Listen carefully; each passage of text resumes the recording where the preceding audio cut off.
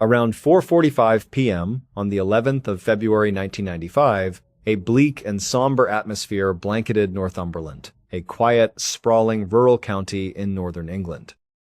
Amidst the torrential downpour pounding mercilessly from the sky, 50-year-old Eric Tollett sat at his desk inside his office. Eric was the owner of a successful furniture factory located in the area. From his vantage point, the only sound that broke the silence was the heavy, rhythmic thumping of rainwater beating against the metal roof. An intense, low-pressure weather system was moving through the region, spawning a thunderstorm so fierce it was rarely seen in those parts. Looking out the window at the worsening conditions, Eric couldn't help but smile with a sense of relief. Hours earlier, realizing how hazardous the weather was becoming, he made the executive decision to close the factory early. He sent all of his employees home so they could remain safely indoors before the storm reached its peak. Eric felt incredibly grateful that he was finally in a financial position to offer his workers a paid day off like this. Things had not always been so easy for him. 16 years prior, Eric had poured every single penny of his life savings, scraping together whatever cash he could find just to make the investment and buy this property. After purchasing it, the building was practically a derelict shell, requiring a massive, grueling renovation to transform it into a functional furniture factory where he could actually manufacture and sell goods. Now, after more than a decade and a half of relentless hard work, his business was highly successful. A single day of lost profits because of a storm was no longer a major concern. Instead of worrying about the numbers, Eric was simply using the quiet afternoon to catch up on some lingering administrative paperwork and enjoy some downtime with his family.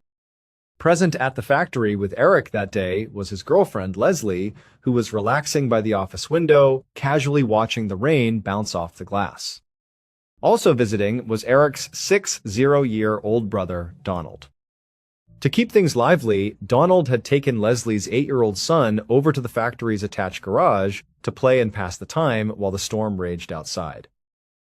The office was peaceful, save for the rustling of papers as Eric shuffled through his files, when suddenly the office door swung open with a violent thud.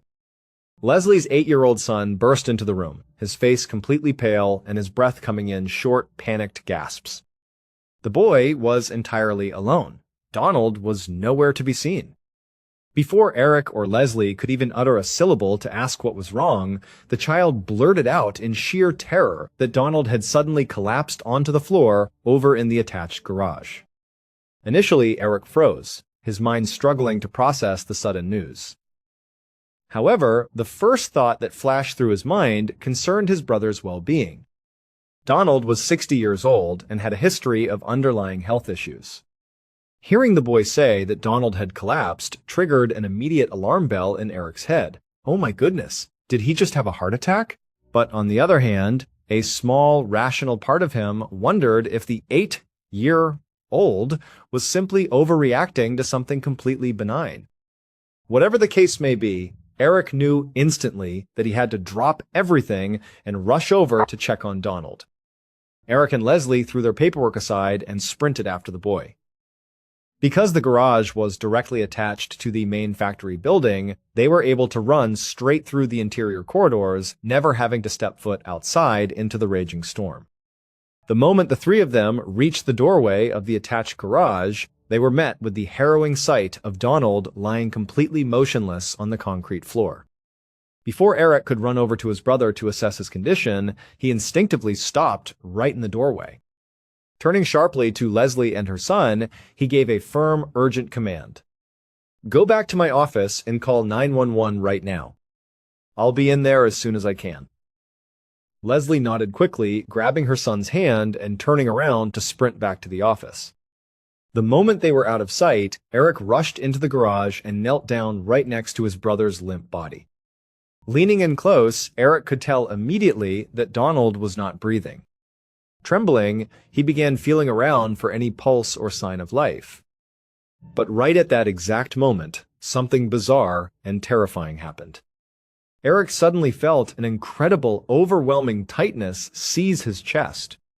His lungs constricted, a sharp pain shot through him, and the air around him seemed to vanish into thin air. Before he could even comprehend what was happening or attempt to crawl back toward the doorway, his vision went pitch black. He lost consciousness instantly and collapsed onto the floor, right next to his dying brother. The horrific truth behind this mysterious phenomenon lay in a dark secret from the property's past, one that Eric had forgotten long ago. 16 years before Eric purchased the building to start his furniture business, the structure had served an entirely different purpose. It was a coal processing plant. Because of that specific history, there was a literal coal mine shaft entry directly connected to the warehouse structure. In the old days, coal would be brought straight up out of the mine through this entrance to be processed inside. When Eric bought the property, he was well aware of the abandoned mine shaft. However, the mine had been out of use for decades.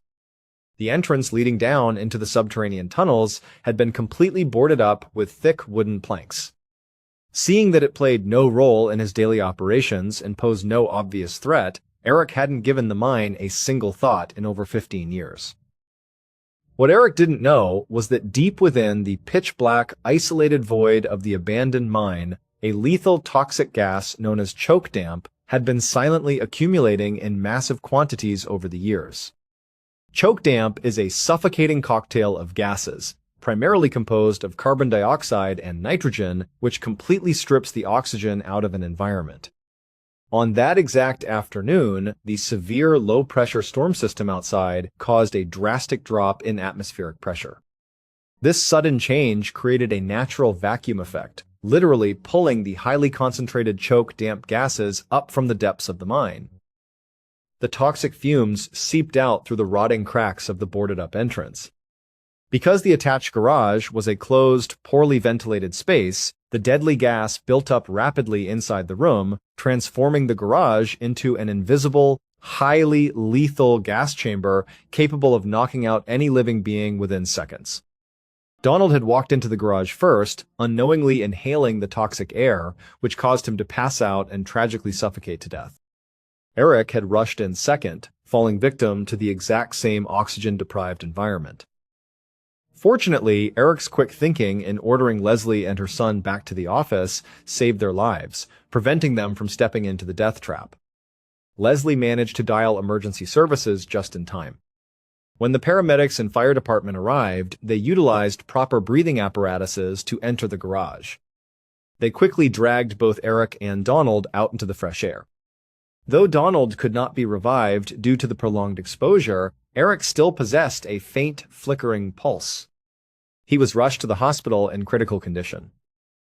After intensive medical treatment, Eric miraculously regained consciousness and survived the ordeal, though he was left to carry the profound grief of losing his brother to an invisible, silent killer. At 10 a.m. on the 10th of September 2022, a profound sense of tranquility surrounded a small vessel sailing through the Pacific Ocean. The boat was floating less than a mile off the eastern coast of New Zealand, gliding over perfectly calm, light blue water. Standing on the deck was Diana Stewart, a 8-year-old woman with a passion for capturing the raw beauty of the natural world. As she looked out across the horizon, she spotted a magnificent albatross bird soaring gracefully across the clear sky. Reacting with practiced ease, she lifted her camera, adjusted her lens, and snapped a picture. Diana was an accomplished wildlife photographer and a dedicated member of the Nature Photography Society of New Zealand. She, along with 9 other avid members of the society, had chartered this specific boat for a highly anticipated birdwatching and photography excursion. So far, the trip had absolutely lived up to the immense hype. They had spent the last 2 hours sailing around the pristine waters, happily photographing a variety of beautiful, rare birds and unique marine wildlife. To top it all off, they had even been lucky enough to witness a couple of massive whales breaching in the distance. By all accounts, it had been a fantastic and highly successful day on the water. At this point, the group had finished their scheduled tour and the skipper was making his way back toward the shore. As the boat cruised along, Diana kept her eyes peeled, looking out for any last-minute photography opportunities that might present themselves. While scanning the water for more birds, something large caught her attention. There was a massive shadow moving just beneath the surface near the boat. It was moving at an angle, heading directly toward the vessel. Initially, Diana couldn't quite make out the shape through the ripples of the water, but then the image suddenly came into sharp focus. It was an enormous whale, and it was swimming so fast that it appeared it would pass right underneath them. Excited by the prospect of a close-up encounter, Diana pulled out her camera once more to capture the moment. But in the next split second, the worst possible scenario unfolded. The whale did not swim safely under the boat. Instead, it rammed directly into the side of the vessel with immense force. Before Diana or anyone else could react, the boat lurched violently onto its side and flipped completely upside down.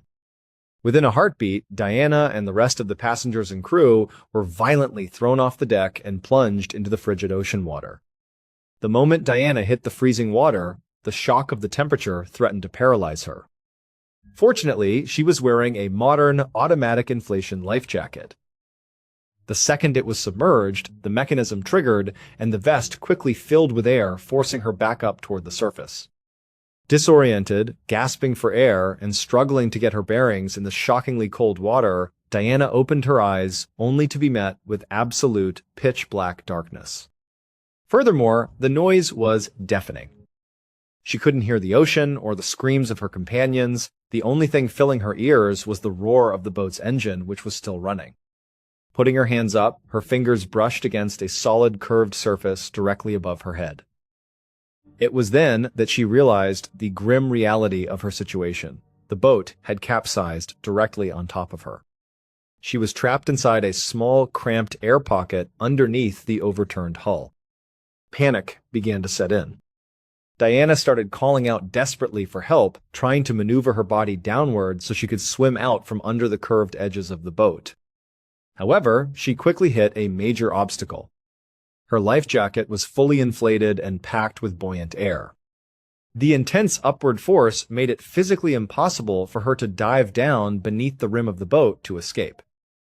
She was pinned to the ceiling of the air pocket by her own safety gear.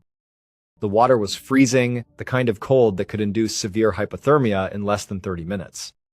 As Diana fumbled around in the darkness, gasping for the limited air, she felt her hands brush against other people. There were others trapped in the air pocket with her. She grabbed onto them, trying to communicate, but everyone was in a state of sheer, unadulterated panic. With no way to swim down and no visibility, Diana realized their only option was to violently bang on the underside of the hull, hoping to alert whoever was on the outside that they were trapped within. Outside the overturned vessel, a different struggle was taking place. There were 11 people on the trip in total. When the boat capsized, 6 of them, including the skipper, a man named Mark, were thrown clear of the hull and into the open ocean. As Mark swam through the choppy water, he suddenly heard a distinct, frantic knocking sound echoing from beneath the upside-down boat. Mark immediately understood what was happening. While he and the other 5 survivors outside were facing a life-or-death scenario in the freezing ocean, the people trapped underneath were in far more immediate danger. Mark quickly gathered the 5 people with him to ensure they could stay afloat, and then he climbed up onto the slippery, exposed bottom of the flipped boat. He knew the vessel was large enough to support their weight without sinking further, and getting out of the water was their best chance at delaying hypothermia. Once on top, Mark began banging back on the hull, shouting to the people inside to let them know they had been heard. The scene was chaotic. The engine was still roaring loudly, the ocean was choppy, and nobody knew if the boat might suddenly sink to the bottom. In a stroke of luck, Mark checked the pockets of one of the survivors who had climbed up with him and found a cell phone. Despite being submerged, the phone miraculously still worked. Mark immediately called the emergency authorities, reporting the capsizing and emphasizing that multiple people were trapped under the water. The dispatcher assured him that a rescue team was being deployed immediately. Inside the dark pocket, Diana and the 4 others were running out of time. The air was growing increasingly thin, and the choppy water inside the cavity caused them to repeatedly gulp down mouthfuls of water as they struggled to keep their heads up. They kept pounding on the hull, begging for rescue. Some considered deflating or ditching their life jackets to attempt to dive to safety, but the risks were terrifying. Ditching their only flotation device in pitch darkness without knowing what debris or obstacles blocked the exit could mean drowning instantly. So they chose to wait, continuously knocking against the metal. True to their word, the rescue authorities arrived on the scene remarkably fast. They safely extracted Mark and the 5 other survivors from the top of the capsized vessel.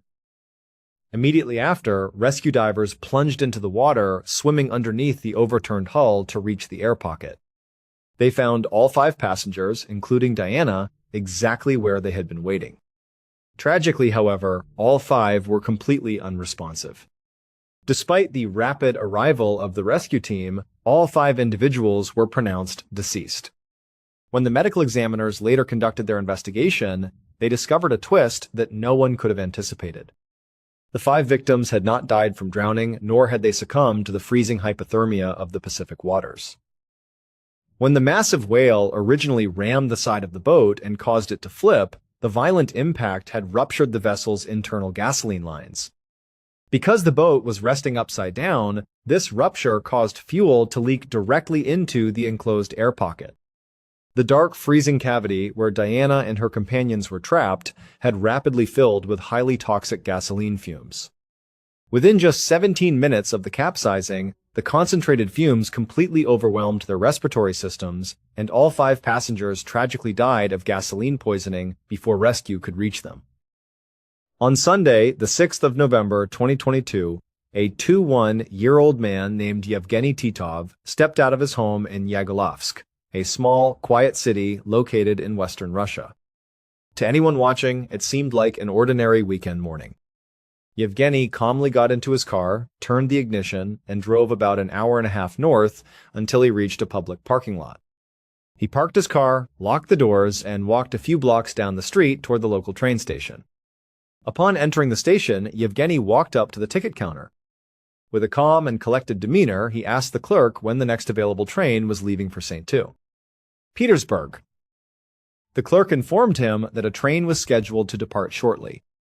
Yevgeny purchased a one-way ticket, walked out onto the platform, and sat down on a bench to wait. When the massive train finally rolled into the station, he climbed on board, found his assigned seat, and settled in. What followed was a grueling 3-hour journey as St. Petersburg lay over 1,000 miles away. For nearly 2 full days, Yevgeny just sat in his seat, doing absolutely nothing to pass the time. He hadn't brought a backpack, a change of clothes, a book, or any food. He didn't even have a phone charger. The only item in his possession was his wallet. He simply stared out the window, watching the vast Russian landscape roll by, waiting patiently for the train to reach its final destination. Late on the night of Tuesday, November 8th, the train finally pulled into the station in St. Petersburg. Yevgeny, looking as calm as he had when he first started his journey, stood up and exited the train. From there, he traveled another 15 miles south to reach Pulkovo Airport. Investigators still do not know exactly how he made this final leg of the trip, whether he took a local bus, a secondary train, walked on foot, or hitched a ride with a stranger. Regardless of the method, he arrived at the airport in the dead of night. However, instead of entering the terminal to buy a plane ticket or board a flight, Yevgeny walked directly past the building and headed into a specific, secluded parking lot on the airport grounds. Several hours later, in the eerie, dark morning hours of Wednesday, November 9th, an airport employee was walking through that very same parking lot on their way to an early shift. The lot was mostly empty, and the air was freezing cold. As the person walked, they suddenly began to hear a strange, faint sound cutting through the silence. It sounded like muffled, distant screaming. At first, the traveler tried to rationalize the noise. Airports are busy places filled with stressed travelers, crying children, and people rushing around. Perhaps it was just someone goofing off or a child throwing a tantrum in the distance. But as they continued walking, the muffled screams grew louder and more desperate. Following the sound, the person's eyes landed on an open manhole cover situated in the middle of the parking lot. The terrifying truth became clear. The agonizing screams were echoing from deep inside the hole in the ground. For reasons that remain completely incomprehensible to this day, Yevgeny had approached that heavy cast-iron manhole cover, pried it open, and climbed down into the pitch-black subterranean world beneath the airport. At the bottom of the vertical shaft, the space was relatively wide, allowing a person to stand upright and move around. Branching off from this central chamber were various concrete and metal drainage pipes designed to carry water away from the airport grounds. Instead of staying in the wider, safer chamber, Yevgeny chose one specific pipe and lay down on his stomach. This particular pipe was made of rigid, rusted metal and measured a mere 30 centimeters, 1 foot in diameter. It was a space so incredibly narrow that a normal adult could barely squeeze their shoulders into it. Yet, Yevgeny plunged into the pipe headfirst, using his fingers and toes to deliberately crawl forward into the suffocating darkness. He didn't stop when the metal scraped against his skin. He didn't stop when the air grew thick and cold. He pushed himself forward, inch by inch, forcing his body deeper into the restriction until he had crawled nearly 12 meters for feet into the pipe. Finally, the laws of physics caught up with him. He had wedged himself so tightly into the narrow tube that he could no longer move forward, nor could he slide backward. He was completely paralyzed, trapped in a metal tomb under the earth. It was at that moment, in the dead of night, that the reality of his situation set in, and Yevgeny began to scream for his life. The traveler immediately called emergency services, and within minutes, the parking lot was flooded with police cars, fire trucks, and specialized rescue squads. Officers climbed down into the manhole and shone their flashlights into the pipe, only to see the soles of Yevgeny's shoes deep within the tunnel. The rescue operation was a logistical nightmare. The pipe was buried deep beneath thick layers of asphalt and concrete, and there was no way to pull him out by his feet without risking breaking his legs or snapping his spine. For hours, rescue teams used heavy jackhammers, industrial saws, and specialized digging equipment to break through the concrete of the airport parking lot. They carefully excavated the earth around the drainage system, working meticulously so they wouldn't collapse the pipe onto the trapped young man. Inside the pipe, Yevgeny was rapidly succumbing to the toxic underground gases and the freezing temperatures of the Russian winter soil. Somewhat unbelievably, after hours of intense, agonizing labor, the rescue crews managed to cut open a section of the metal pipe and pull Yevgeny out alive. He was immediately rushed to the hospital in critical condition. Yevgeny's survival was a miracle, but his body had paid a terrible price. He had to be hospitalized for a significant period due to severe, extensive skin damage caused by violently forcing his body against the rough, rusty interior of the 30-centimeter pipe. He also required intensive treatment for severe hypothermia and acute gas poisoning from inhaling subterranean fumes for hours. Following his remarkable physical recovery, authorities launched a massive, comprehensive investigation into the incident. The entire sequence of events defied logic. Why would a young man leave his home, travel over 1,000 miles without any belongings, just to crawl headfirst into a tiny drainage pipe beneath an airport parking lot? Was it a bizarre internet stunt? Was he fleeing from someone? Was it a drug-induced episode? When detectives finally sat down with Yevgeny in his hospital room to ask him these exact questions, they were met with a final twist that left them entirely baffled. Yevgeny was completely lucid, calm, and cooperative. However, he looked the investigators in the eyes and insisted that he had absolutely no memory of the past 3 days. He remembered being at home in Yagelovsk on Sunday, but everything after that, the 3-hour train ride, the airport parking lot, and the agonizing crawl into the 30-centimeter pipe, was a total, impenetrable blank. To this day, the true motivation behind Yevgeny's terrifying journey remains buried in the dark, beneath the concrete of Saint Reality. Petersburg. Thank you so much for watching. Let me know what you thought of today's episode in the comments.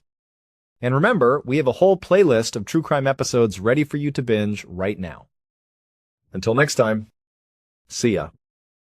Around 6:30 inches the evening on the 10th of December 1991, a 22-year-old security guard named Brian Ruff was sitting inside a small guard shack at the Kenotok copper mine in northern Utah. He had a college textbook open in front of him, trying to study. The shack he was in was tiny, barely big enough for one person, with windows on all four sides. And when Brian looked out of those windows, all he saw was darkness. The sun had set a while ago, and this part of the mine was completely isolated. There were no streetlights, no other buildings nearby. The only light came from the moon reflecting off the fresh snow on the ground, which made everything outside look kind of eerie and desolate. Brian had been a security guard at this mine for just over a year, but he'd only been assigned to this specific guard shack for a couple of weeks. And in his opinion, it was the absolute worst post he could have possibly gotten. His job was to stand guard at a chain-link gate that blocked off a remote service road leading deep into the canyons. Because it was such an out-of-the-way entrance to the mine, almost no vehicles ever came through. So most of the time, the job was just incredibly boring. He would just sit there for hours watching the snowfall. But at the same time, it was also a very dangerous post. The Kennecott copper mine was famous.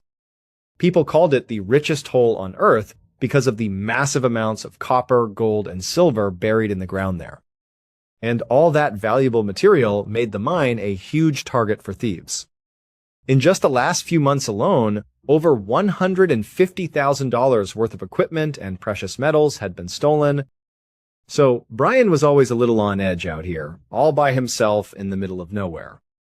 It wasn't just the pitch blackness that got to him.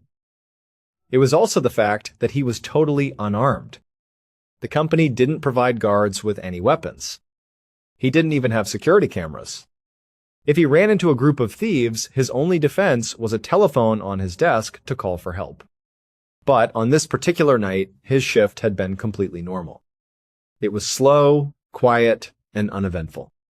So Brian decided to use the downtime to get some studying in. He was in nursing school, and his final exams were just a few days away. He was poring over his notes and textbooks, trying to cram as much information as he could into his head.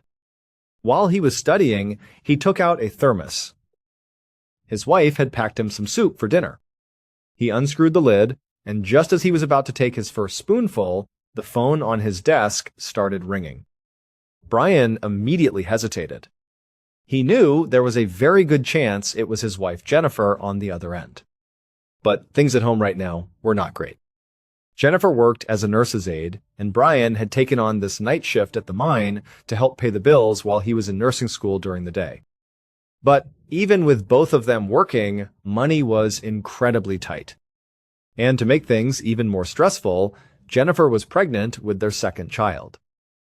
The pressure of balancing school, work, and raising a family had been putting a huge strain on their marriage. About a month ago, Brian had hit a breaking point. He'd actually walked out on his family. He left a simple note for Jennifer, saying he just needed some time alone to think things over.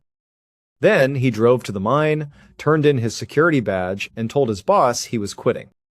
After that, he just left town. He spent almost a week in Las Vegas, and then he drove all the way out to San Francisco. He was trying to clear his head, but while he was out there, he got a call. His daughter, back home in Utah, was in the emergency room with a bad case of pneumonia. For Brian, that was the wake-up call he needed. He realized he couldn't live with himself if he actually abandoned his family for good. So he immediately got in his car and drove straight back to Utah to be with Jennifer and his daughter. His daughter, thankfully, made a full recovery. And Jennifer, despite him just up and leaving them, she agreed to take him back. But just because he was home didn't mean things went back to normal. There was this constant tension hanging over their relationship. Jennifer hadn't fully forgiven him for what he'd done, and Brian felt like he was walking on eggshells all the time. So now, sitting in the guard shack, Brian took a deep breath before picking up the ringing phone.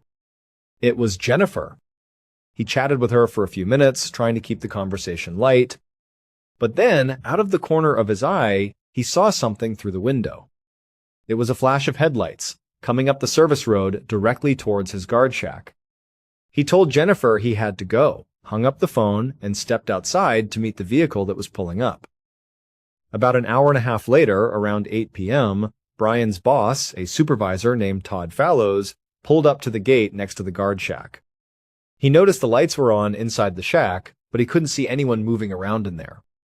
Todd thought this was pretty strange. Brian was under strict orders not to leave his post for any reason. That was the most important rule of the job. You stay put, no matter what.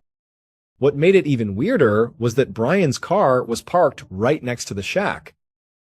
This post was so far away from anything else on the mine property, there was literally nowhere for Brian to go without his car, especially not in the freezing cold. So where was he? Todd was starting to feel a little uneasy. He parked his own vehicle, got out, and walked over to the shack. He opened the door and stepped inside. The tiny space was empty. Brian was gone. But on the desk, Todd saw Brian's hat and his half-eaten thermos of soup. It looked like he had just gotten up and walked away in the middle of his dinner. At this point, Todd knew something was wrong. He picked up the phone inside the shack and called the Salt Lake County Sheriff's Department to report a missing person. Less than an hour later, Detective Manny Lassig was driving down a dark, snowy desert road heading towards the Kennetock copper mine. Everyone in law enforcement knew this mine was a hotbed for theft. So, when the sheriff's department got a call that a security guard had vanished in the middle of his shift, Detective Lassig didn't waste any time. The first thought was that this could be related to thieves. Maybe they had kidnapped Brian, or worse. When Lassig pulled up to the main entrance of the mine, he saw another vehicle parked there. It flashed its headlights at him. A man in a security guard uniform rolled down his window and waved Lassig over. Lassig pulled up alongside him, and the man introduced himself as Todd Fallows, the supervisor who had made the call about the missing guard. Todd started his engine and told Lassig to follow him. And so Lassig did.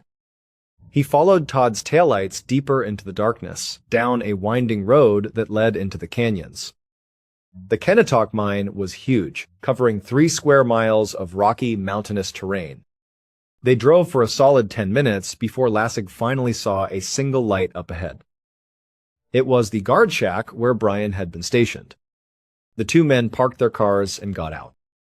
Todd pointed to the shack and told Detective Lassig that this was where Brian was supposed to be. Lassig pulled out a flashlight and aimed it at the ground around the shack, but there wasn't much to see. It had been snowing all evening, so any potential footprints or tire tracks were already covered up. So, Lassig stepped inside the shack. At first glance, everything looked normal. There was no blood, nothing was knocked over, no signs of any kind of struggle. But there on the desk was Brian's hat and that half-eaten thermos of soup. It was a strange little detail that just didn't feel right. Lassig was trying to process the scene, running through different theories in his head, looking for any clue about what might have happened. As he was thinking, the phone on the desk rang again.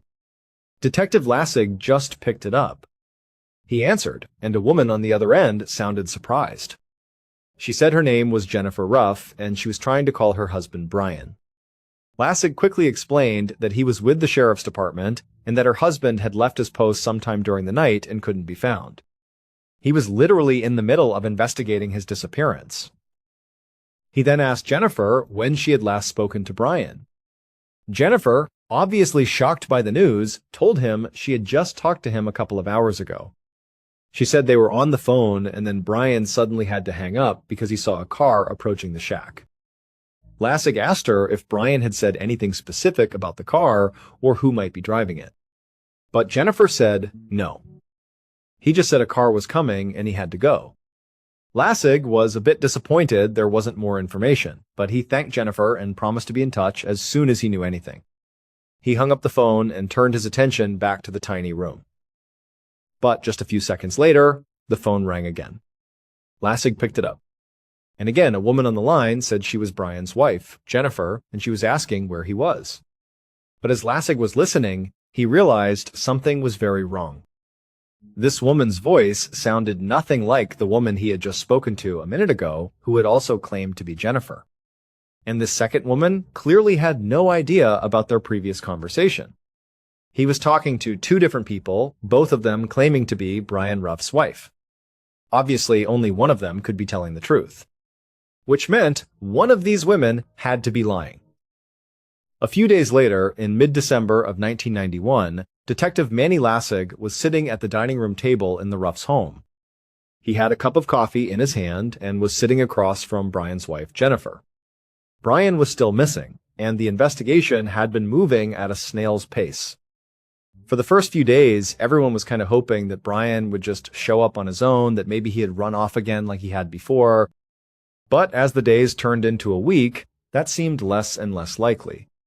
By now, Detective Lassig had traced the phone numbers of both women who had called the guard shack that night. He quickly confirmed that one of the calls had come from Jennifer Ruff's work phone number. So, he was pretty sure he was now sitting with the real Jennifer Ruff.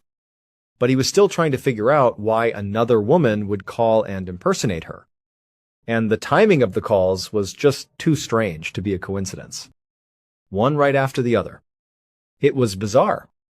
So, as Lassig sat across from Jennifer, he started by asking her for her alibi. Where had she been on the night Brian disappeared? She told him she had been at the hospital all night, working a long shift. She even gave Lassig the names of several of her coworkers who could back up her story. Then, Lassig changed the subject completely. He looked her in the eye and asked her, point blank, if there was any chance her husband could have been having an affair. Were there other women in his life? Had he been acting strange or secretive lately? The reason he asked, of course, was because of that second mysterious phone call. He knew there was another woman out there, even if Jennifer didn't. When Jennifer heard the question, she looked down at the table for a moment.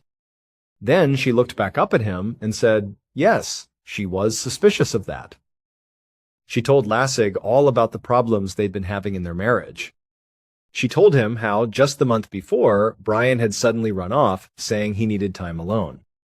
He was gone for a week with no contact, until he just showed up again, begging her to take him back. When Lassig heard that, he leaned back in his chair. He started to wonder if this whole investigation was a waste of time. If Brian had a history of just taking off without warning, what was to stop him from doing it again? Maybe this wasn't a crime at all. Maybe Brian would just turn up in a few days, just like last time. But Jennifer must have sensed what he was thinking, because she quickly added that the first time he left, he had at least left a note.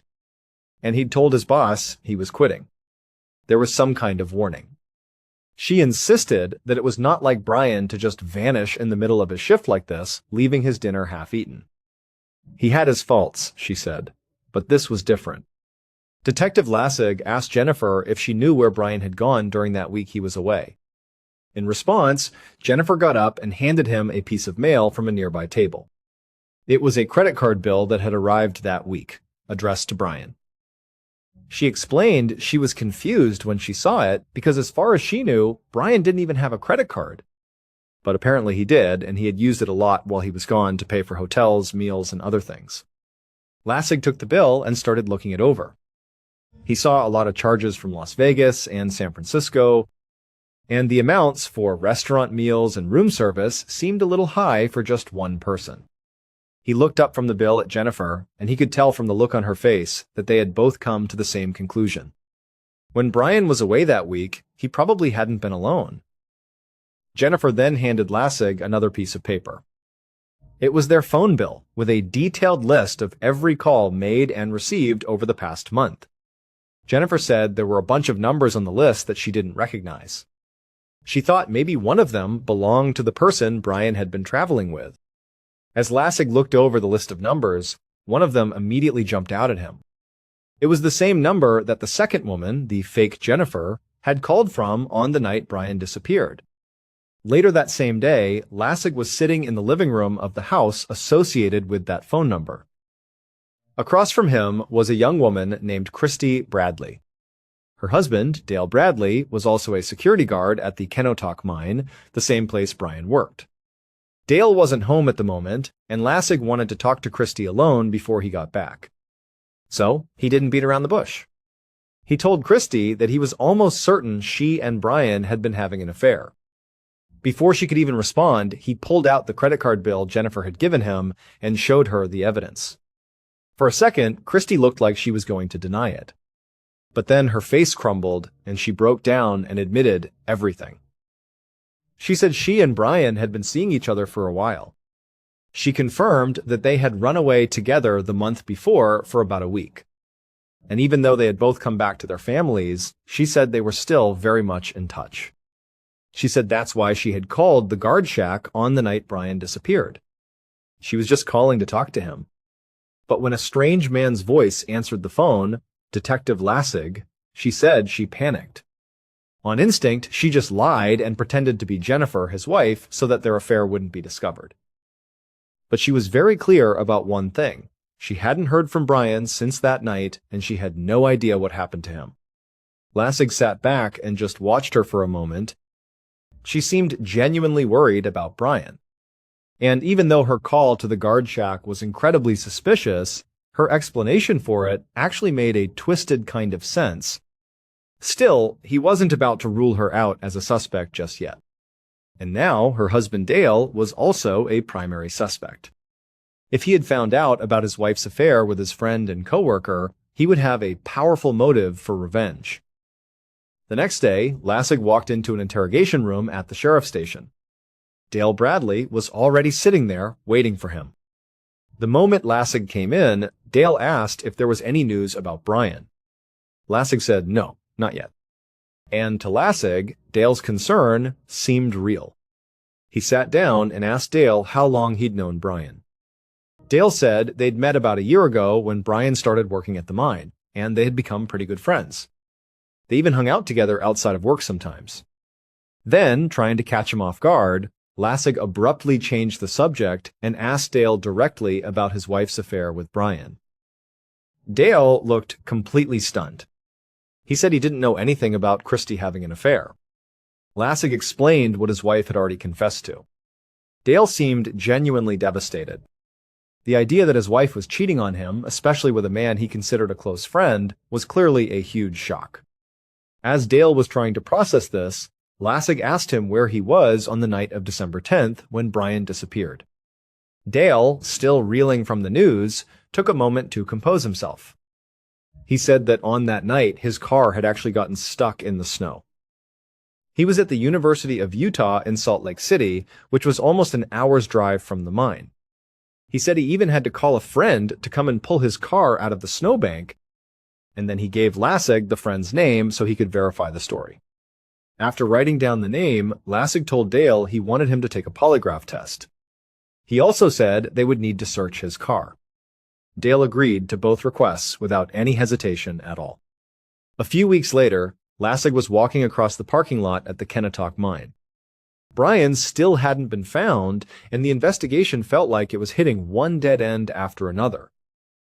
Dale Bradley and his wife Christy had both taken polygraph tests, and they had both passed. Lassig had also searched Dale's red Mustang, but he found no evidence inside that connected him to Brian's disappearance. On top of that, the friend Dale mentioned had confirmed his story. He said yes, he had gone to help Dale get his Mustang out of the snow that night.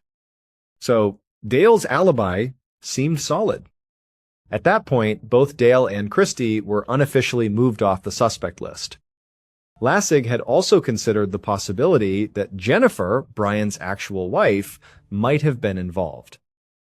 Her coworkers confirmed she was at work all evening on the night Brian disappeared, but it wasn't impossible that she had hired someone to harm Brian.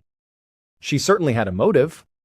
But with no evidence against her and still no body, all Lassig had was a gut feeling, and that wasn't enough.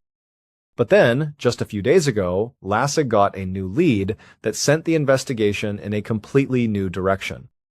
That's why he was back at the Kennetock mine to talk to Brian's supervisor, Todd Fallows, again. Lassig went into the office building and found Todd's office. When Todd saw him, he jumped up from his desk and eagerly greeted him, saying he would do anything he could to help find Brian. Lassig thanked him, but told him to sit back down. Then, Lassig sat down, pulled out a tape recorder, and hit the record button. He then told Todd why he was really there. 2 of Brian's fellow security guards had just been arrested for stealing precious metals and equipment from the mine and selling it all at local pawn shops. An internal investigation had uncovered a whole ring of employees who were involved in the thefts. Todd started to look nervous. He shifted in his chair and said he had heard about that, but he insisted he had nothing to do with it. He said he'd already been questioned by detectives from the Property Crimes Division. Lassig said he knew that, and that wasn't why he was there. He explained that when he reviewed the records from the theft investigation, he discovered that Brian had been the one who had reported some of his coworkers for stealing. So now, Lassig had a new theory. What if, on the night he disappeared, Brian had stopped a coworker's car, found stolen materials inside, and they had killed him to silence him? Todd leaned back in his chair, looking thoughtful for a moment. Then he admitted that, yeah, that was possible. He then started telling Detective Lassig about several places on the mine's property where a body could be hidden. As an example, he suggested the giant gravel pile by the concentrator, a machine that crushes minerals and grinds them into dust. Todd explained that if Brian's body had been placed there, it would have been sucked into the grinders and pulverized along with the rocks. He would be completely gone. Detective Lassig was taken aback by how specific Todd was being. It was like he had already thought about this in great detail. Sensing something was off, Lassig just let Todd keep talking. And Todd did. He kept offering up one gruesome theory after another about what could have happened to Brian. At one point, he suggested Brian could have been hidden under the waste piles, where weeks' worth of crushed boulders would have already fallen on top of him, burying him completely. He said if that happened, Brian would be under several tons of rock by now, and the police would never, ever find him. On the 10th of July, 1993, a full year and a half after Brian Ruff disappeared, Detective Lassig was driving through a barren stretch of desert in Utah, about 50 miles south of the Kennetock mine. There had been absolutely no progress on the case for over a year. The sheriff's department had spent countless hours searching the mine with police dogs and helicopters looking for any sign of Brian. But they had found nothing. Not a single trace. By this point, Lassig was sure that foul play was involved. But it was impossible to prove a murder without a body and without any evidence tying his suspects to the crime. For months, his team had investigated every single security guard at the mine, especially the ones involved in the theft ring. But they had verified that every guard who was on duty that night was at their assigned post when Brian vanished. And they had checked the alibis of everyone who wasn't scheduled to work. They couldn't link a single one of them to Brian's disappearance. That included his supervisor, Todd Fallows, who, despite his strangely specific theories, was eventually linked to the theft ring, but had a solid alibi for the night of the murder. As for Christy Bradley, the woman Brian was having an affair with, and her husband Dale, they had been ruled out early on. Their alibis checked out, they passed lie detector tests, and nothing new had come up in the last year and a half to make them suspects again. And Brian's wife, Jennifer, also remained off the list. She had a strong motive, but her alibi of being at work was airtight, and they could find no connection between her and any possible accomplice. So after more than a year of dead ends, the case had gone completely cold. But that morning, the investigation had suddenly come back to life. A group of campers had called the sheriff's department to report finding skeletal remains out in the desert.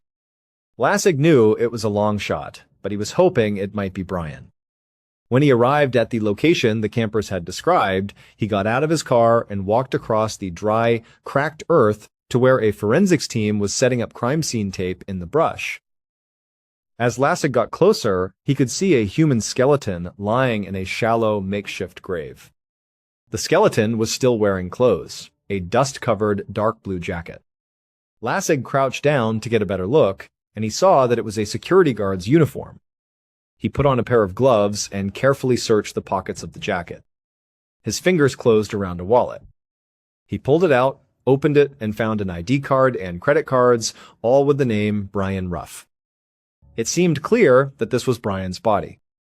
But because it was so decomposed, they would need to check dental records to be 100% sure, and that would take some time. While the crime scene techs carefully removed the remains, Lassig stayed behind with a K9 unit to search the area for any other evidence. And sure enough, just a few feet away from the grave, Lassig found 5 shotgun shells scattered in the dirt.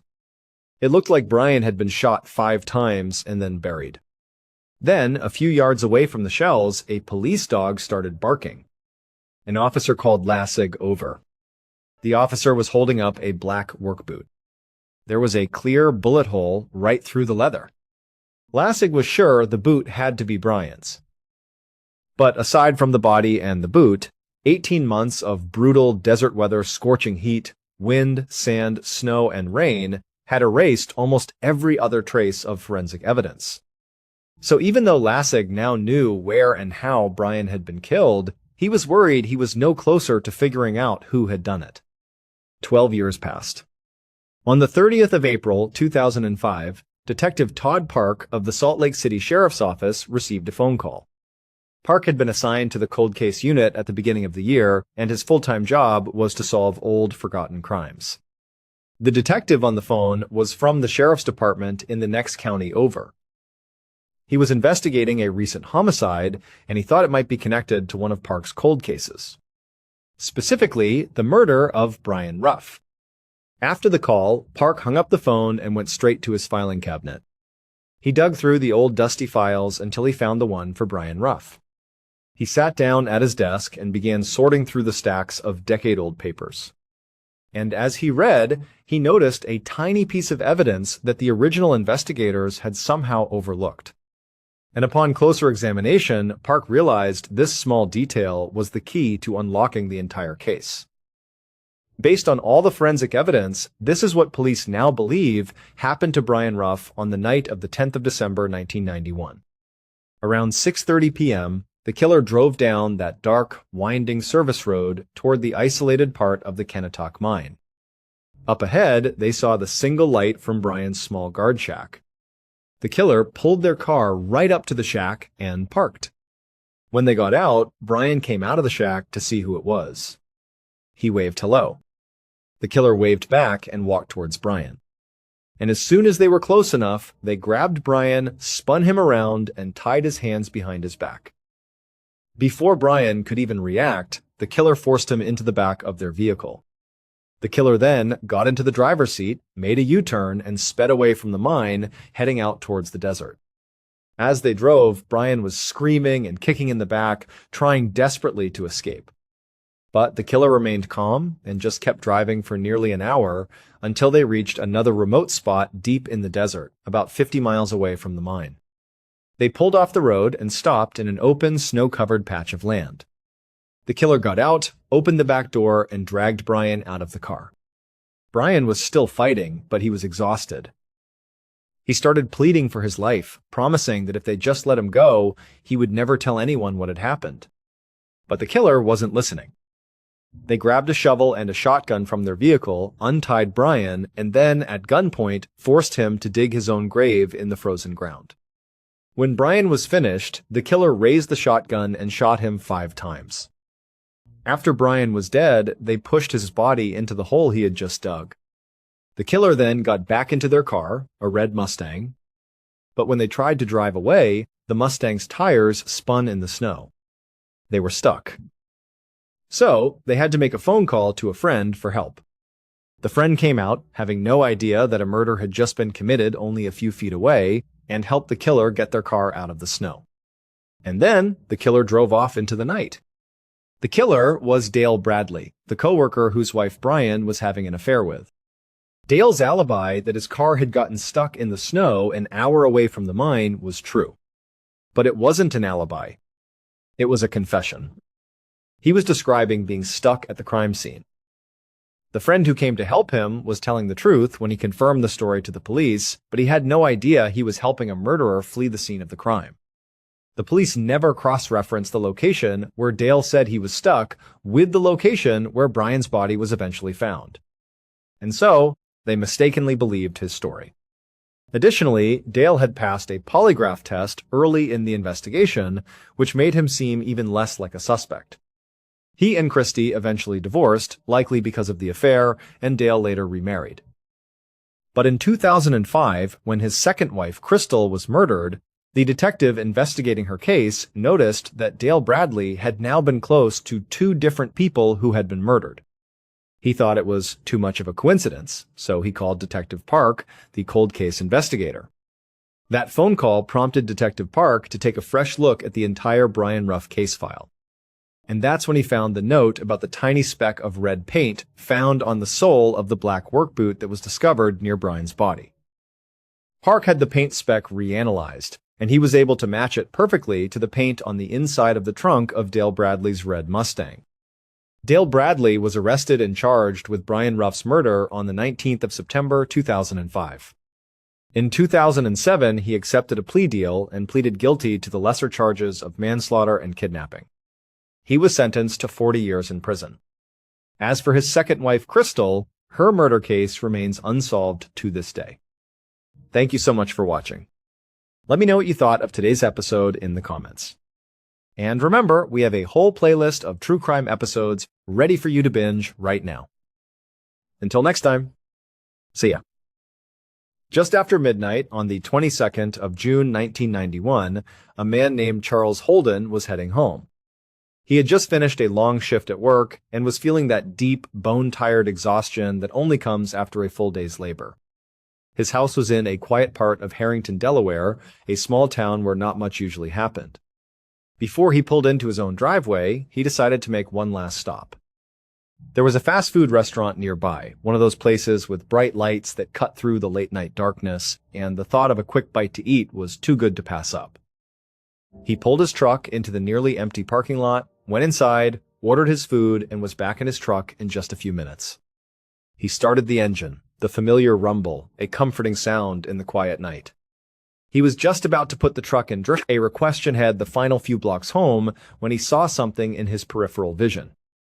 A figure, a man, was running towards his truck. The man was waving his arms frantically, trying to get Charles's attention, trying to flag him down. Charles hesitated. It was late, after midnight, and this was a complete stranger. Every instinct told him to just drive away. But the man looked desperate. So, against his better judgment, Charles shifted the truck back into park. He rolled down his window just enough to hear what the guy wanted, the cool night air rushing in. The man ran right up to the driver's side window, breathing heavily. He leaned down and explained his situation. He said his sister was in labor right now, having a baby, and he desperately needed a ride to the hospital. The hospital was about a 20-minute drive away, and he had no other way to get there. Charles looked at the man. He tried to read his face to see if he was telling the truth, but it was hard to tell. There was an edge to the man, something that made Charles feel uneasy. His gut was screaming at him that this was a bad idea. And so Charles made what he thought was the sensible decision. He told the man no. He said, "I'm sorry, it's just too late, I have to get home. It's too far out of my way." The stranger's face fell. The desperation was replaced by a look of pure dejection. He didn't argue or plead. He just turned around and started walking away, his shoulders slumped. Charles watched him go. He watched him walk back towards the empty, brightly lit restaurant, a lonely figure in the dark parking lot. And as he watched, a wave of guilt washed over him. What if the guy was telling the truth? What if his sister really was having a baby, and he was the only person who could help? Charles couldn't live with that thought. So, he leaned his head out the window and called out. He said, "You know what? Hey, come back here. I'll give you a ride. I can't take you all the way, but I'll take you part of the way there." The stranger's face lit up with a huge smile. He ran back to the truck, opened the passenger door without even waiting for Charles to unlock it, and hopped inside. And with that, they took off into the night. The first few minutes of the drive were tense and quiet. Charles focused on the road, acutely aware of the unknown man sitting next to him. The stranger didn't say much, just gave directions. Charles drove for about 3 miles, following the route the man had indicated, heading in the general direction of the hospital. Finally, Charles found a well-lit spot on the side of the road and started to pull over. He turned to the stranger and said, "This is as far as I can take you. My house is only about a block away from here, and I really don't want to get too far from home this late at night." He expected the man to be grateful for the ride, to thank him and get out. But that's not what happened. The moment the truck stopped, the stranger's entire demeanor changed. The smile vanished. His eyes grew cold and angry. He started fumbling inside his jacket pocket, his movements jerky and aggressive. He was clearly reaching for something, and Charles's mind immediately jumped to the worst possible conclusion. He thought the man was going for a knife, or maybe even a gun. Before Charles could even process what was happening, the man started screaming at him. He yelled, "Hand over your keys, hand over your wallet, or I am going to kill you." The threat hung in the small cab of the truck, heavy and terrifying. All the bad feelings Charles had in the parking lot came rushing back, 10 times stronger. He knew he was in serious trouble. But instead of freezing, his adrenaline kicked into high gear. He reacted on pure instinct. In one swift motion, he turned off the truck's engine, ripped the keys right out of the ignition, and threw his door open. He leaped out of the truck and just started running. He didn't know where he was going, he just knew he had to get away. He glanced up and saw the distant glow of a convenience store sign way down the road. That became his target. He figured if he could just make it there, he could find help, he could call the police. He sprinted down the dark road, his heart pounding in his chest. After a few seconds, he risked a look back over his shoulder, and his blood ran cold. The stranger had also jumped out of the truck and was now running after him. And in his hand, glinting under the sparse streetlights, was a screwdriver. The man was holding it like a dagger. And he was fast. Really fast. Charles was running as hard as he could, but the stranger was gaining on him. The footsteps behind him were getting louder and closer. The convenience store still seemed impossibly far away. And in that moment, Charles realized he wasn't going to make it. There was no way he could outrun this guy. So he made a split-second, life-or-death decision. He just stopped. He stopped running, turned around, and put his hands up in the air as a sign of surrender. He yelled out, "Okay, okay, okay, I'll give you a ride. You can go wherever you want to go. Then you can have my keys, you can have my wallet, you can have anything you want. Just please, don't hurt me." The stranger was running full tilt, and he skidded to a stop just a few feet in front of Charles. A slow, cruel smile spread across his face. He was clearly very pleased with this outcome. He had won. He took a step forward and jabbed the screwdriver towards Charles's chest, not hard enough to break the skin, but enough to make a point. He then gestured with the screwdriver back towards the truck. The message was clear. They were going back. So Charles turned and started the long, terrifying walk back to his own vehicle. The stranger stayed right behind him the whole way, so close Charles could feel his breath. Every few steps, the man would poke him in the back with the tip of the screwdriver, a constant, sharp reminder of who was in control. They finally reached the truck. The stranger ordered Charles to get in the driver's seat and wait. Charles did as he was told. He slid behind the wheel, his hands shaking. The stranger walked around to the passenger side, his hand on the door handle, ready to get in and continue his terrifying plan. But as soon as Charles's body hit the seat, another surge of adrenaline hit him. He still had the keys clutched in his hand. He saw a tiny window of opportunity. Without a second thought, he jammed the key into the ignition, fired up the truck's engine, and slammed his foot on the gas. The truck lurched forward and sped off just as the stranger was pulling the passenger door open. Charles was flying down the road away from the man who had just tried to kill him. He glanced in his rearview mirror.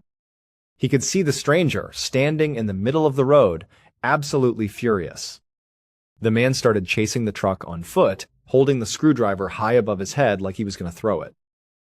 But after a few seconds, he just stopped, turned around, and walked off into the darkness. Charles was safe. He had escaped. He drove for a few minutes, his mind racing, trying to process what had just happened. He was completely overwhelmed with relief. His first thought was to call the police, to report the attempted carjacking and assault. But then he thought about it more. It was his own decision to let a complete stranger into his truck in the middle of the night. He felt foolish. He felt like he had brought this on himself. And so, he decided not to call the police. He just wanted to go home and forget the whole thing ever happened. But then another, more practical fear started to creep in. The spot where he had ditched the stranger, where he had that terrifying confrontation, it wasn't far from his house at all. He was worried. What if this guy was still in the area? What if he saw Charles's truck turn onto his street? He could recognize it, follow him home, and then who knows what could happen. The man was clearly violent and unpredictable. So, Charles made a new plan. He decided he would just stay out of town for a while. He would drive around on the outskirts, give the stranger plenty of time to get far, far away from his neighborhood. He drove aimlessly for about an hour, the minutes ticking by slowly. He went down empty country roads, through quiet residential streets on the other side of town, anywhere but home. Finally, after what felt like an eternity, he decided it was safe. Surely, the man was long gone by now. So he turned his truck around and headed back towards his own street in Harrington. He drove slowly, cautiously, scanning the sidewalks. He turned onto his street, the familiar sight of his neighbors' houses, a welcome relief. And then he saw him. Standing right there, walking down the sidewalk just a few houses down from his own, was the stranger. The same man who had just tried to kill him with a screwdriver was now impossibly on his street. Luckily, the man didn't seem to hear or see Charles's truck pull onto the road. His back was turned. Charles's heart leaped into his throat. He didn't even think. He immediately slammed the truck into reverse and backed out of the street as quickly and quietly as he could. He drove off, his mind reeling. This couldn't be a coincidence. What was this guy doing here? Did he know who Charles was? Was he targeting him? Was he waiting for him to come home? All the fear and paranoia came crashing back. At this point, Charles knew he had no choice. He had to call the police. This was no longer just about a random, botched robbery. This felt personal. This felt dangerous. He found a payphone a few miles away and dialed 911. He told the dispatcher the whole incredible story. He explained the initial encounter, the chase, the escape, and now the shocking discovery of the man lurking around his own property. The dispatcher listened patiently and told him they would send an officer to meet him right away. A few minutes later, a police car pulled up to the payphone. Charles explained everything all over again to the officer. He told him how terrified he was that this man might be waiting for him at his house. The officer listened and then told Charles not to worry. He said he would escort Charles back to his property. And if the stranger was still anywhere in the area, they would find him and they would arrest him. So the two of them, the police car following Charles's truck, made their way back to Charles's house. They pulled onto the street. The stranger was gone. They searched the entire area, the front yard, the backyard, the surrounding streets. There was no sign of him. Charles then went into his house, with the officer right behind him. They checked every room. There was no sign of a break-in, nothing was out of place. It seemed like the danger had passed. Charles felt a profound sense of relief. He thanked the officer profusely for his help. He felt like he could finally breathe again. The officer was about to leave, to get back in his patrol car and head back out on his shift. But just as he was walking out the door, Charles had one last thought. It was almost an afterthought, a final piece of due diligence. He asked the officer if he wouldn't mind doing one more quick sweep. He explained that his mother lived right behind him. Her property was just on the other side of a thick row of bushes that separated their backyards. He told the officer her name was Dorothy. She was 70 years old and she lived all by herself. Charles just wanted to be absolutely sure that nothing had happened to her, that the stranger hadn't bothered her. It was just a son's instinct, a simple request to make sure his elderly mother was safe. The officer said, of course, no problem at all. He would be happy to go check on her. So, the officer left Charles's house. He walked across Charles's backyard, a perfectly normal patch of grass. He pushed his way through the dense bushes that acted as a natural fence. And he stepped into Dorothy's backyard. And right away, he could see that something was terribly wrong. The back window on Dorothy's back door had been completely smashed. Shards of glass littered the small porch, and the door itself was standing slightly ajar, open just a crack, letting the dark night into the house. The officer's training took over instantly. This was no longer a simple welfare check. This was a potential crime scene. He quietly unholstered his pistol, holding it at the ready. He cautiously approached the open door. He pushed it open further and peered inside. He called out Dorothy's name, his voice echoing in the silent house. There was no answer. The house was totally dark, totally still. The officer entered the house, moving slowly and methodically. He cleared the first floor, room by room. He found nothing. No sign of Dorothy, no sign of an intruder. The silence was unnerving. He then made his way to the flight of stairs that led to the second floor. As he started to climb, his flashlight beam caught something on the floor at the very top of the landing. It was a dark stain. It was blood. A cold dread filled the officer. He followed the trail of blood. It led him down a short hallway and into one of the bedrooms. And there, sprawled out on a bed, he found a woman. It was Dorothy. She had been brutally attacked. She had been stabbed to death. The investigation that followed would uncover one of the most tragic and bizarre coincidences imaginable. It would turn out that after Charles had made his daring escape, leaving the stranger stranded on the side of the road, that stranger, whose name was Gilbert Cannon, was left fuming.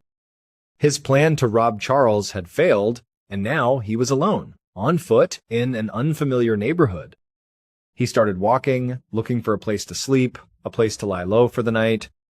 He wandered through the quiet streets, looking for an easy target. And then, by pure random horrible chance, he selected a house. He chose the house that just happened to belong to Dorothy, Charles's mother. He broke in through her back door, smashing the window. The noise woke Dorothy up. The 70-year-old woman, hearing an intruder in her home, bravely came down the stairs to confront him. Gilbert Cannon was caught completely by surprise. He panicked. He knew he couldn't leave a witness behind, someone who could see his face and identify him to the police. So, he attacked her. He used the only weapon he had, the same screwdriver he had threatened Charles with just an hour earlier. He stabbed her repeatedly, ensuring she couldn't call for help, ensuring she couldn't identify him. Later, when Gilbert was arrested and interrogated, he would tell the police the entire story. He confirmed that the initial attack on Charles was completely random. He had just been at the fast food restaurant, he saw Charles getting into his truck, and he thought to himself, if I can get in that guy's truck, I bet I can rob him. It was a simple, opportunistic crime. And then, after the robbery failed, when he was just looking for a place to hide, he broke into the first house that looked easy. He had no idea who lived there. When the woman, Dorothy, came down the stairs, he attacked her and killed her, never knowing, not for a single second, that this woman was the mother of the very same man he had tried to rob just an hour before. The entire night, from the moment Charles decided to stop for food to the moment the officer discovered Dorothy's body, was one big, horrifying, and unbelievable coincidence. Gilbert Cannon would eventually plead guilty to the murder of Dorothy Holden. He was sentenced to life in prison without the possibility of parole. For Charles Holden, the aftermath was a life sentence of its own. He had to live with the crushing weight of that night. He had to live with the endless, agonizing questions. What if he had just driven away from the fast food parking lot? What if he had taken the stranger all the way to the hospital? What if he had dropped him off on a different street? It's a chain of events so unlikely, so tragic, it almost defies belief. A reminder that sometimes the most terrible things happen for no reason at all. Some of the scariest stories aren't terrifying because they were carefully planned, they're terrifying because they happened completely by chance. A random ride home. A town pushed past its breaking point. And 2 thieves who vanished without a trace. 3 stories that sound unbelievable, but actually happened. Thank you so much for watching. Until next time. One cold morning in early 2014, Sheriff's deputies drove deep into the forests of rural Oregon to search a remote 20-acre farm connected to the disappearance of a local man named Robert Haney. The property was hidden at the end of a long dirt road surrounded by dense trees, so isolated that most people in town rarely ever went near it. Robert had last been seen living and working there before suddenly vanishing without a trace. At first, the search moved slowly and quietly. Deputies spread out across the property, checking the animal pens, the barn, and the muddy paths cutting through the woods. But near the barn, one deputy suddenly stopped after spotting something strange lying in the grass. From a distance, he couldn't tell what he was looking at. But the closer he got, the more disturbing it became. What that deputy had just discovered would expose a horrifying secret hidden on that farm for years.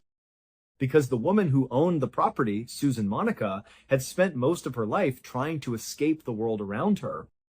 By most people's standards, Susan Monica's life had been a success. She had a good, solid career working as an engineer.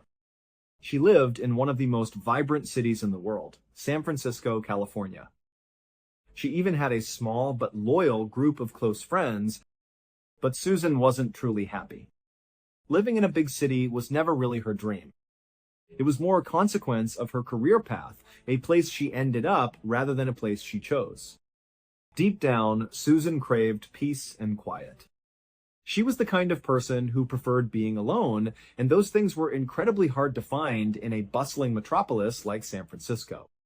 Many evenings, she would return to her apartment after a long day at work, and she'd just sit there, dreaming. She dreamed of escaping the city, of buying a piece of land somewhere remote and living completely off the grid. She imagined raising her own food, being totally self-sufficient, and most importantly, being far away from everyone else. And then one day, in 1991, Susan decided to stop dreaming and start doing. She was 43 years old, and she made her dream a reality. That year, she found and purchased a 20-acre property tucked away in a forest near a small town in Oregon called Weimar. Now, when you hear the word farm, you probably picture a house and a big red barn, but this property wasn't really a farm yet. There was nothing on it. There was no house for Susan to live in. There was no barn for animals or to store tools. There was no running water, no electricity, and no septic system. It was just 20 acres of pure, untouched Oregon wilderness. But for Susan, it was absolutely perfect. The location guaranteed her the solitude she craved, and she actually liked the idea of having to build her own farm from the ground up. She was an engineer, after all. She knew how to construct buildings safely and efficiently. And she was a strong, sturdy woman who wasn't afraid of hard physical labor. So, when Susan finally packed up her life in San Francisco and arrived in Weimar, she drove her car up the winding dirt road through the dense forest and stopped in front of her land.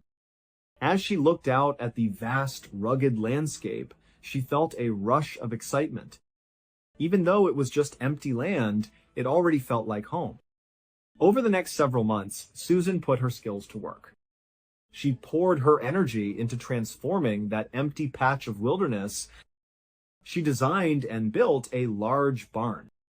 She constructed a small, simple shack for herself to live in. She put up fences and built a few animal pens for the livestock she planned to raise. Slowly but surely, her vision was coming to life. But after the main structures were built, Susan came to a tough realization. Building the farm was one thing, but maintaining it was a whole different challenge. The day-to-day work was relentless. Every single day, she had to get up and do all the chores, feed the animals, and work on the countless other projects she had planned. It was physically exhausting, and she was doing it all by herself. So, not long after her farm was up and running, Susan had to accept that as much as she wanted to be totally alone out there, she couldn't do it. She had to set aside her preference for solitude and hire some help. Susan started by creating simple, handwritten, help-wanted flyers. She drove into Weimar and posted them all over town on bulletin boards and in shop windows. Before long, people started making the journey up the long dirt road to her property to ask about the job. Most of the people who applied were folks who had a hard time finding steady work elsewhere. Some of them lived a transient lifestyle, moving from place to place, which made it hard for employers to hire them for long-term positions. Others had criminal records that made it almost impossible to get a job through normal channels. But Susan didn't really care about any of that. Her requirements were simple. She just wanted people who would work hard, show up on time, and respect the peaceful, quiet atmosphere she was trying to create on her farm. The basic understanding was, you do your work and you leave me alone. Over the next 2 decades, Susan found dozens, if not hundreds of people who fit that description perfectly. Most of her workers only stayed for a short time, maybe a few weeks or a couple of months, before moving on to whatever was next for them. A few stuck around for a bit longer, but eventually all of Susan's workers rotated out pretty quickly. And whenever someone left, Susan would just go back into town, put up some more help wanted flyers, and the cycle would begin again.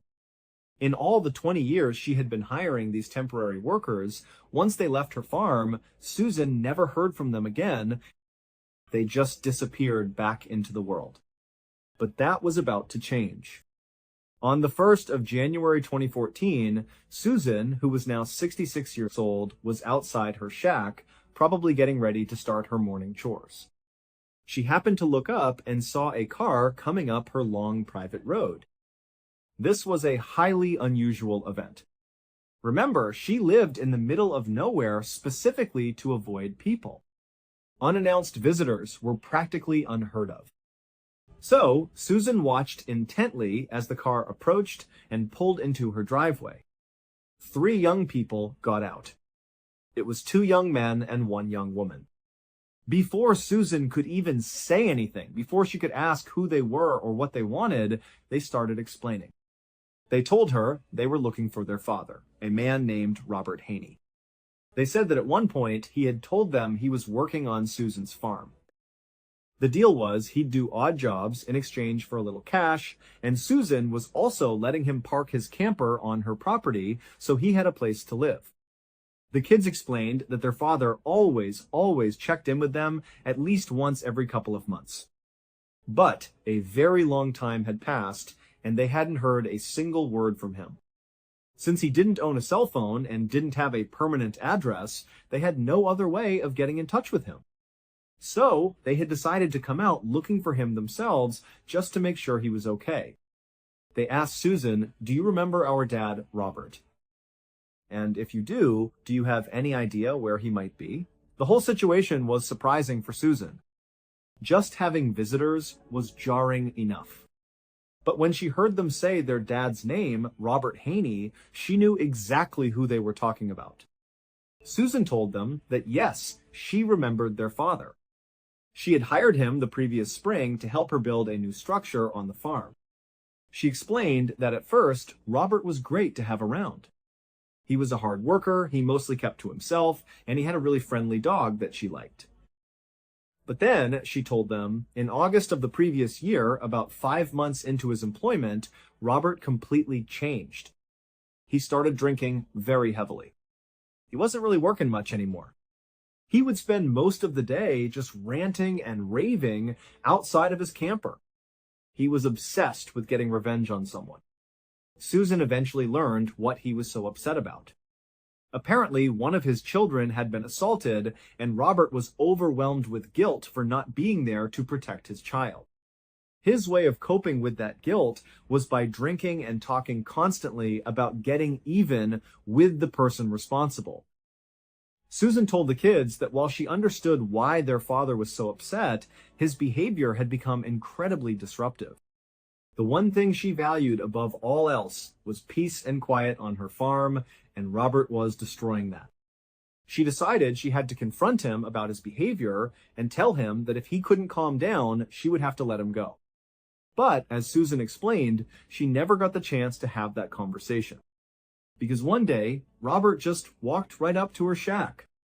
He handed her an envelope full of cash and asked her if she would mind looking after his dog for a while. Susan was so taken aback by this sudden change in his demeanor and this strange request that she just took the envelope and said, "Okay, I'll look after your dog." Robert nodded, said thank you, and then turned and walked away.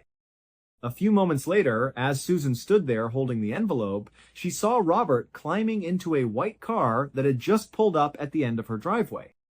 She didn't recognize the car and had no idea who was driving it. Then the car turned around and drove off down the road, out of sight.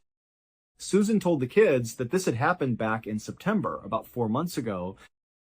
Since that day, she hadn't seen or heard from him at all, even though she still had his dog. She also told them that a lot of Robert's belongings were still inside his camper. Susan then led the kids over to the part of her property where Robert's camper was parked. When they stepped inside, they saw that she was right. All of their father's things were scattered around, just as if he had only stepped out for a moment. But one item immediately caught their attention: their father's tool belt. They knew their dad was a traveling handyman. That tool belt was essential to how he made a living. So it raised a very serious question. Why would he leave his most important possession behind if he knew he was going to be gone for months? It just didn't make any sense. After looking through the camper, the kids thanked Susan for her time and asked her to please get in touch if she heard anything at all about their dad. She promised she would. Then the three of them got back in their car. But instead of heading home, they began driving south towards the Jackson County Sheriff's Office. When they arrived, they went inside and asked to file a missing person report for their father. They quickly learned, however, that finding him was going to be extremely difficult. Their dad lived a transient lifestyle with no cell phone, no permanent address, nothing that could be easily traced. But the investigators did agree with Robert's children that his disappearance was very concerning. The last known information about him was that he was drinking heavily and talking about getting revenge on his child's attacker. The sheriff and his deputies were worried that Robert might have actually done it. He could have gone out and seriously hurt or even killed someone and was now in hiding to avoid being caught. So they asked Robert's kids to think hard. Was there anything at all, any little detail that could possibly help them track him down? After a moment, one of the kids had an idea. What about my dad's EBT card? EBT cards, or electronic benefit transfer cards, are basically like debit cards that are used for state welfare services. People use them to buy essentials like groceries, and most importantly, every transaction is electronically recorded and traceable. It was a long shot, but it was the only lead they had. A few days later, the trace results for Robert's EBT card came back. The investigators saw that the card had been used just 1 month earlier at a Walmart located about a 30-minute drive southwest of Susan's farm. Now, this trace didn't tell them where Robert was at that exact moment or what condition he was in, but it was something. With no other leads to go on, they decided their next move was to go to that Walmart and see what they could find out. When they got there, the investigators were led into a back room where they could review the security camera footage from the previous month, from the day the EBT card was used. They settled in for a long session, carefully watching hours and hours of footage, looking for any sign of Robert Haney, but they never saw him. Not once. They did, however, see someone they recognized. In a moment that changed everything, they saw Susan Monica on camera. And unbelievably, she was the one using Robert Haney's EBT card. This was obviously incredibly suspicious. Right away, the investigators left the Walmart, drove back to their office, and immediately began the process of getting a search warrant for Susan Monica's farm. A few days later, on January 10th, the sheriff and a team of deputies arrived at the property. As their vehicles pulled up the long driveway, Susan came out of her shack to greet them. When she asked what was going on, they told her they were there to search her property in connection with Robert Haney's disappearance. Before Susan could ask any more questions, the sheriff held up a hand and said, "Hold on. Let's go back inside. I need to talk to you privately." Susan, who looked very shocked by all of this, simply nodded and said, "Okay." She turned around and led the sheriff into her house while the other deputies fanned out across the 20 acres to begin the search. Once they were inside Susan's house, they sat down at her kitchen table. The sheriff got straight to the point. He looked at Susan and said, "Okay, I have you on camera using Robert's EBT card. I know you stole it. You need to tell me where Robert is right now, or this is going to get a whole lot worse for you." As soon as he said this, the look of shock on Susan's face melted away and was replaced with a look of something like relief. It was as if she suddenly understood what this was all about. She looked at the sheriff and said, No, I didn't steal his card." She then repeated the story she'd told Robert's kids. She said he gave her the EBT card along with an envelope full of cash right before he left 4 months ago. He told her to use the money and the card to buy food for his dog, which she was still looking after. She explained that she had used up all the cash he had given her, so she had recently started using the EBT card just as he had instructed. Susan also added a crucial detail. She pointed out that if she had just stolen the card, she wouldn't have been able to use it because it requires a PIN. She told the sheriff that Robert had given her the PIN number, and that's how she was able to make purchases. The sheriff wasn't entirely convinced by her story. He continued to press her, asking more questions, trying to find a hole in her explanation of how she got the card. But Susan was firm. She stuck to her story that Robert had given her the card, and that was that. After several more minutes of questioning, the sheriff started to realize that Susan was probably telling the truth. Her story was consistent, and it made a certain kind of sense. This meant that the EBT card, which had been their only solid lead, was likely a dead end. It seemed the search of the property was going to turn up nothing. But just as the sheriff was getting up from the table, ready to call off the search and leave, one of his deputies from outside came running into the kitchen. Without saying a word to Susan, the deputy leaned down and whispered something urgently into the sheriff's ear. As the sheriff listened, his face twisted into an expression of disbelief and disgust. After the deputy straightened up and left the kitchen, the sheriff took a deep breath. He turned and looked at Susan with a completely different expression. And he said, "Ma'am, you're going to have to come with us." Back at the station, a now very confused and flustered Susan was led into a small, bare interrogation room. She sat down, looking around anxiously, clearly wondering what was happening. A few moments later, the sheriff walked into the room, turned on the recording camera, sat down across from her, and asked a single chilling question. "Has anyone died on your property?" The story that Susan would tell the sheriff that day was so bizarre and so horrific that it would soon make news reports all across the country. But before she began, she insisted that everything she had told them so far about Robert Haney's disappearance had been the truth. However, she admitted she had left out one very important detail.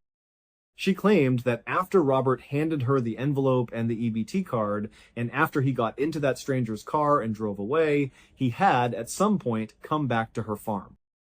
And she said she only recently discovered his return. According to Susan, one morning she got up and went outside to feed her animals, just like any other day. But as she approached the pig pen, she saw that all the pigs, who would normally be lazy and lounging around at that time, were all on their feet. They were gathered together in one corner of the pen, and they had formed a tight circle around something on the ground, as if they were all trying to get a look at it. Susan said this was totally out of character for them, so she knew something was wrong. She dropped the food she was carrying and rushed over to the fence. She climbed into the pig pen, and as she got closer to the huddle of pigs, she realized they weren't just looking at something on the ground. They were eating something on the ground. So Susan pushed her way into the ring of pigs, pulling them aside one by one. And there, in the middle of them, on the muddy ground, was Robert. He was lying on his back. His insides had been torn out. It looked like the pigs were disemboweling him. And the most shocking part, Susan claimed, was that Robert was still alive. She could see him moving his arm and hear him groaning. Susan said she tried to pull the pigs off of him, but they were in a feeding frenzy. They kept coming back, aggressively continuing to eat him. She said she thought about trying to lift him up and move him to safety, but he was practically torn in two. She felt that trying to move him would have killed him anyway. So, Susan said, she did what she thought was the right thing to do at that moment. She left the pig pen, ran to the barn, and grabbed a shotgun. Then she ran back to the pen, raised the weapon, and fired it into Robert. Susan insisted to the sheriff that this was purely an act of mercy. She was just ending his suffering. After Robert was dead, Susan said she just left his body in the pig pen. 3 days later, she went back into the pen with some bags and collected what little was left of Robert that the pigs hadn't eaten. Then she said she took those bags of remains and just tossed them onto a trash pile inside her barn. But there was a problem with her story. The remains hadn't stayed in the barn. The thing that the deputy had whispered into the sheriff's ear back in Susan's kitchen was, "Sir, we found a leg outside. It was Robert's leg." And it wasn't found in the barn on a trash pile.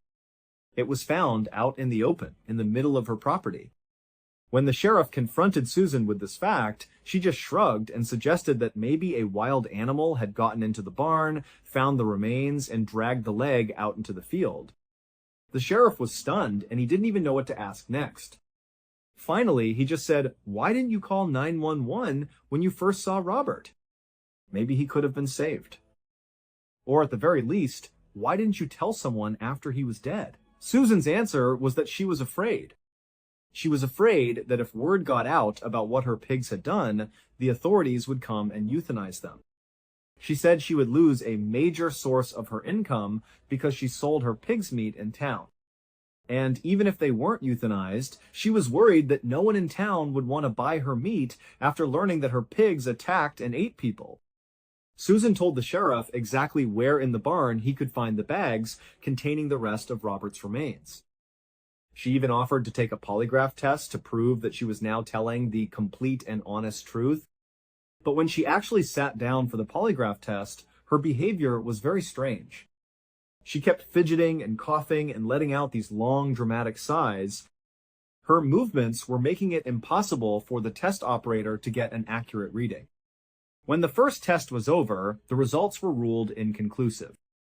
So, the investigators had her take another test. But again, she kept fidgeting and yawning and disrupting the machine. Finally, the investigators watching the test just called it off.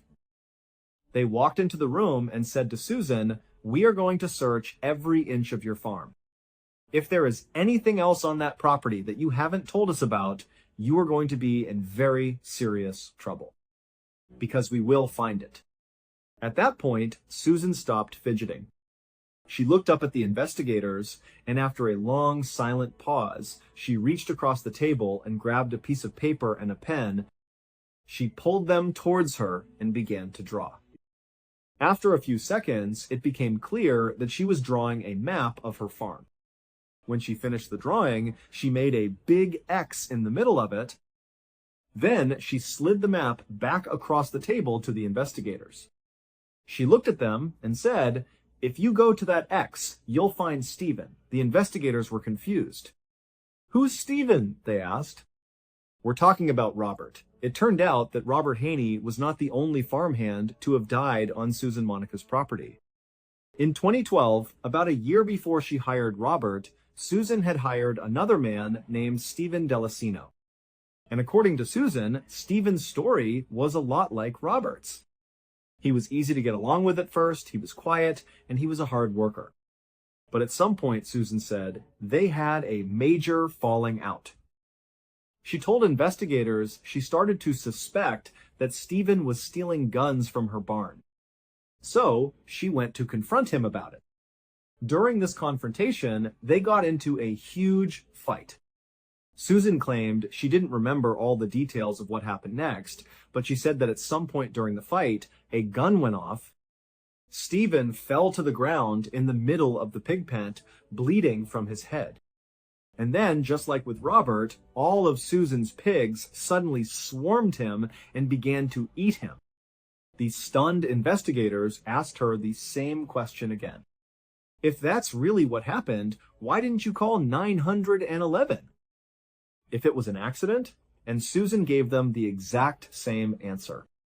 She said her biggest fear was that her pigs would be euthanized, or that word would get out that her pigs ate people and no one in town would ever buy her pork again. In the end, as wild and unbelievable as Susan's stories were about what happened to Robert Haney and Stephen Delacino, there was no physical evidence that directly contradicted her claims. And so, when Susan went on trial for murdering both men, the case came down to a simple question.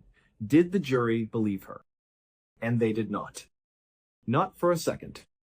The jury believed that Susan was lying about everything.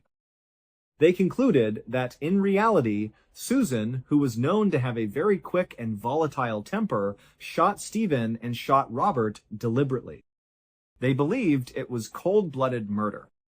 And then she threw their bodies into her pig pen as a gruesome way to dispose of the evidence. We can only hope that both men were already dead before her pigs began to eat them.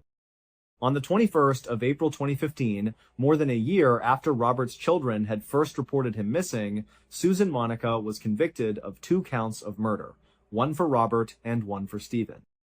She was also convicted on 2 counts of abusing a corpse. She was sentenced to a minimum of 50 years in prison. While she was in custody, Susan was overheard at one point claiming that there were 17 other bodies buried on her property. The police took this claim very seriously and went back out to the farm to conduct another, even more extensive search. But they never found any other human remains. We may never know if that was just one final cruel lie from a convicted killer, or if there are more secrets still buried on that isolated farm in Oregon. Long after Susan Monica was sentenced to prison, investigators still wondered whether the full truth about that farm had ever really come to light. Maybe it never will. Let me know your thoughts on today's case in the comments below. Until next time. Imagine waking up one day to find that the person you love more than anyone else in the world has spent the last several months plotting your absolute destruction. This is the story of Michael DiPolito, a man who thought he had finally escaped his dark and troubled past, only to realize that his brand new wife was actively trying to have him executed in cold blood. Michael grew up in a quite rough and dangerous neighborhood in South Philadelphia. In this environment, violence, illegal drugs, and prostitution were just ordinary parts of everyday life. At a very young age, Michael fell victim to the same struggles that had plagued his parents for years.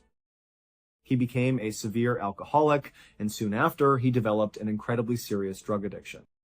To fund his expensive habits, Michael dropped out of high school and began selling drugs on the street corner.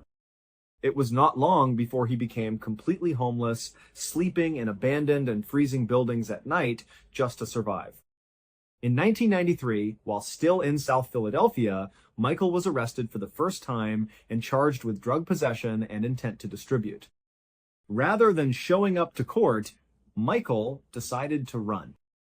A warrant was issued for his arrest, and he became a fugitive on the run from the law. Michael managed to evade the police for a total of 4 years by constantly moving around and keeping a very low profile. By 1997, he knew he had to get out of Philadelphia for good, so he fled south and settled in Boca Raton, Florida. But his troubles followed him down south. Shortly after arriving, he was arrested again, this time for offering an undercover police officer $15 in exchange for sex. He pleaded guilty to soliciting prostitution and was released with a minor fine. A year later, a former girlfriend named Karen Tan sued him for child support, presenting a DNA test that proved he was the father of her son. Once again, Michael chose to simply not show up to court. Eventually, Karen got tired of fighting the legal battle and dropped the lawsuit entirely. Michael was incredibly relieved because he was completely broke at the time, earning barely enough to survive by doing odd jobs for a local temporary employment agency. He realized he needed to find a way to make some real money, and his search for a lucrative opportunity led him directly into the arms of the criminal underworld. Through his street connections, Michael was introduced to several associates of the Bonanno crime family. The Bonanno family is famously known as one of the 5 major Italian-American mafia families that dominate organized crime across the United States.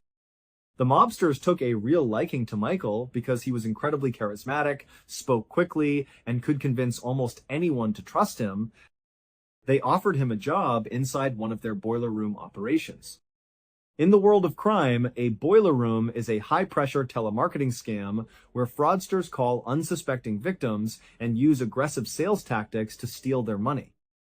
Typically, the caller will pitch a fake investment scheme, telling the victim that they need to wire their money immediately to get in on a ground floor opportunity. Once the victim sends the money, the fraudsters pocket it and disappear. Michael proved to be an absolute natural at this kind of work, and he quickly became one of the top earners in the operation. He was so good at tricking people that he eventually decided he did not want to share his profits with the mafia anymore. He wanted a bigger piece of the pie. So, Michael abruptly left the mafia's boiler room and set up 2 independent boiler room scams of his own in South Florida. We do not know exactly how the Bonanno family felt about him walking away, but Michael was focused entirely on his own wealth. By 2002, he had successfully stolen over $155,000 from his victim. He spent the money as fast as he stole it, throwing it away on luxury cars, 5-star hotels, and expensive phone sex lines. But his luck ran out in late 2002 when the police raided his operations. Michael was arrested for a 3rd time, and this time there was no running away. He stood trial, pleaded guilty, and was sentenced to 2 years in state prison, followed by a massive 28 years of probation. The court also ordered him to pay back every single dollar of the $155,000 he had stolen. Michael only served 7 months of his prison sentence before being released on probation, but those 7 months completely changed him. He absolutely hated being locked in a cell, and he swore to himself that he would do whatever it took to never go back. When he was released in 2003, Michael immediately took steps to turn his life around.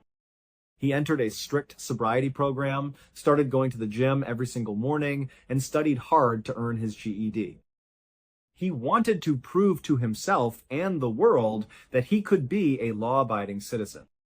After passing his exams, he started a legitimate digital marketing business called Mad Money Incorporated. Over the next 5 years, Michael stayed clean, worked hard, and built his business into a highly successful enterprise that earned him nearly $100,000 a year. By 2008, he was physically fit, financially stable, and successfully paying off his restitution. But while his professional life was on the right track, his personal life was about to become incredibly chaotic.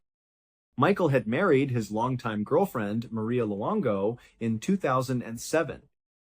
Maria had stayed by his side through his arrest and prison sentence, but in 2008, Michael made a terrible mistake. He met a 26-year-old real estate agent named Dalia Muhammad at a local Starbucks, and the two began a passionate affair. Michael fell so deeply in love with Dalia that he confessed the affair to Maria and divorced her. Just 3 days after the divorce was finalized, Michael and Dalia got married.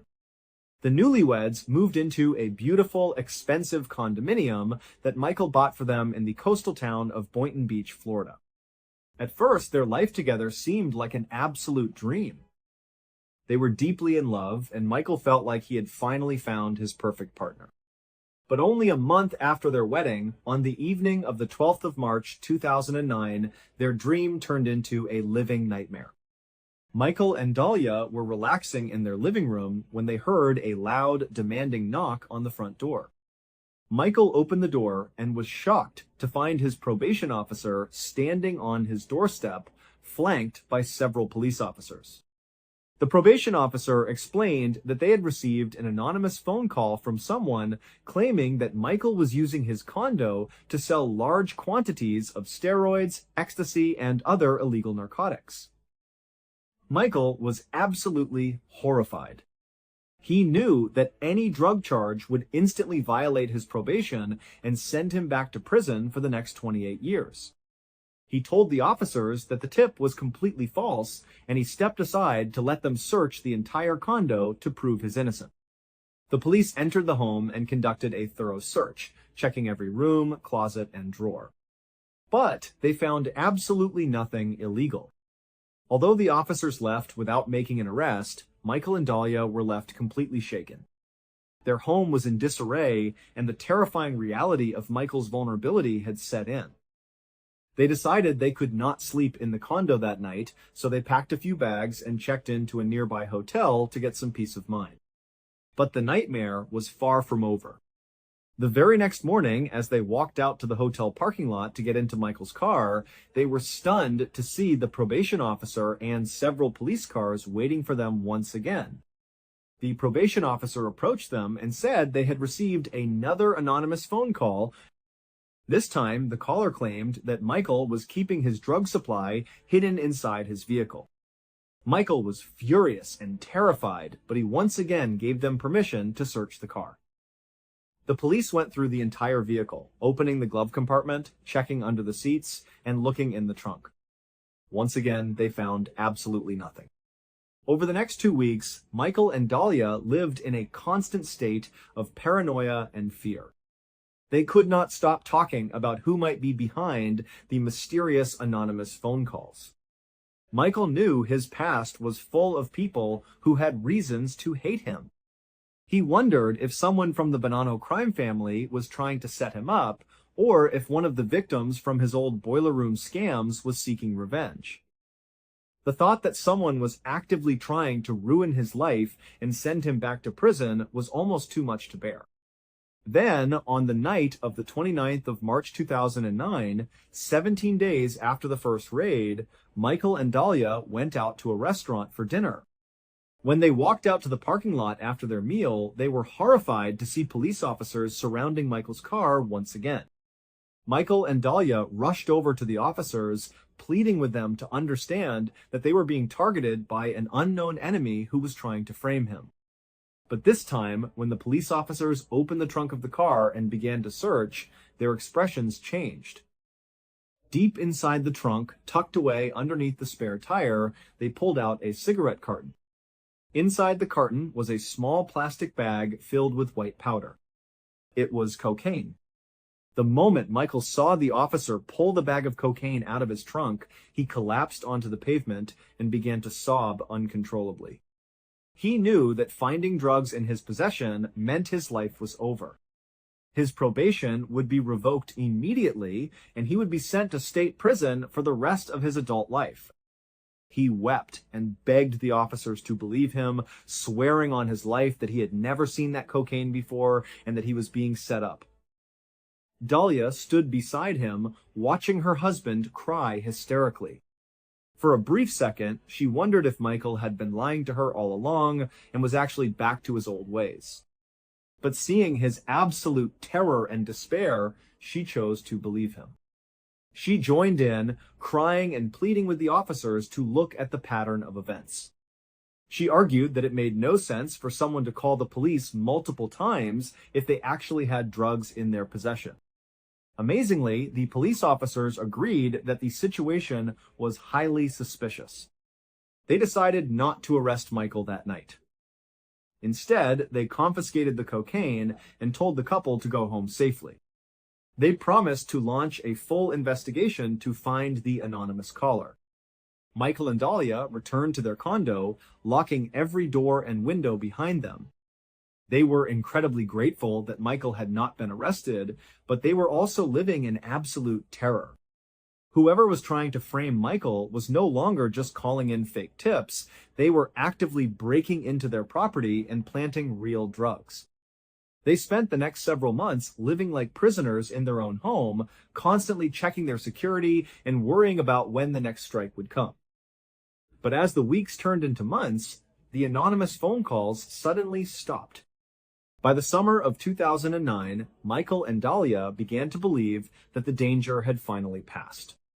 They started to relax, focus on their business, and try to enjoy their new marriage. They had no idea that the mastermind behind the entire plot had not given up at all. In fact, she had decided that planting drugs was not working fast enough. She had decided to move on to a much more permanent and deadly solution.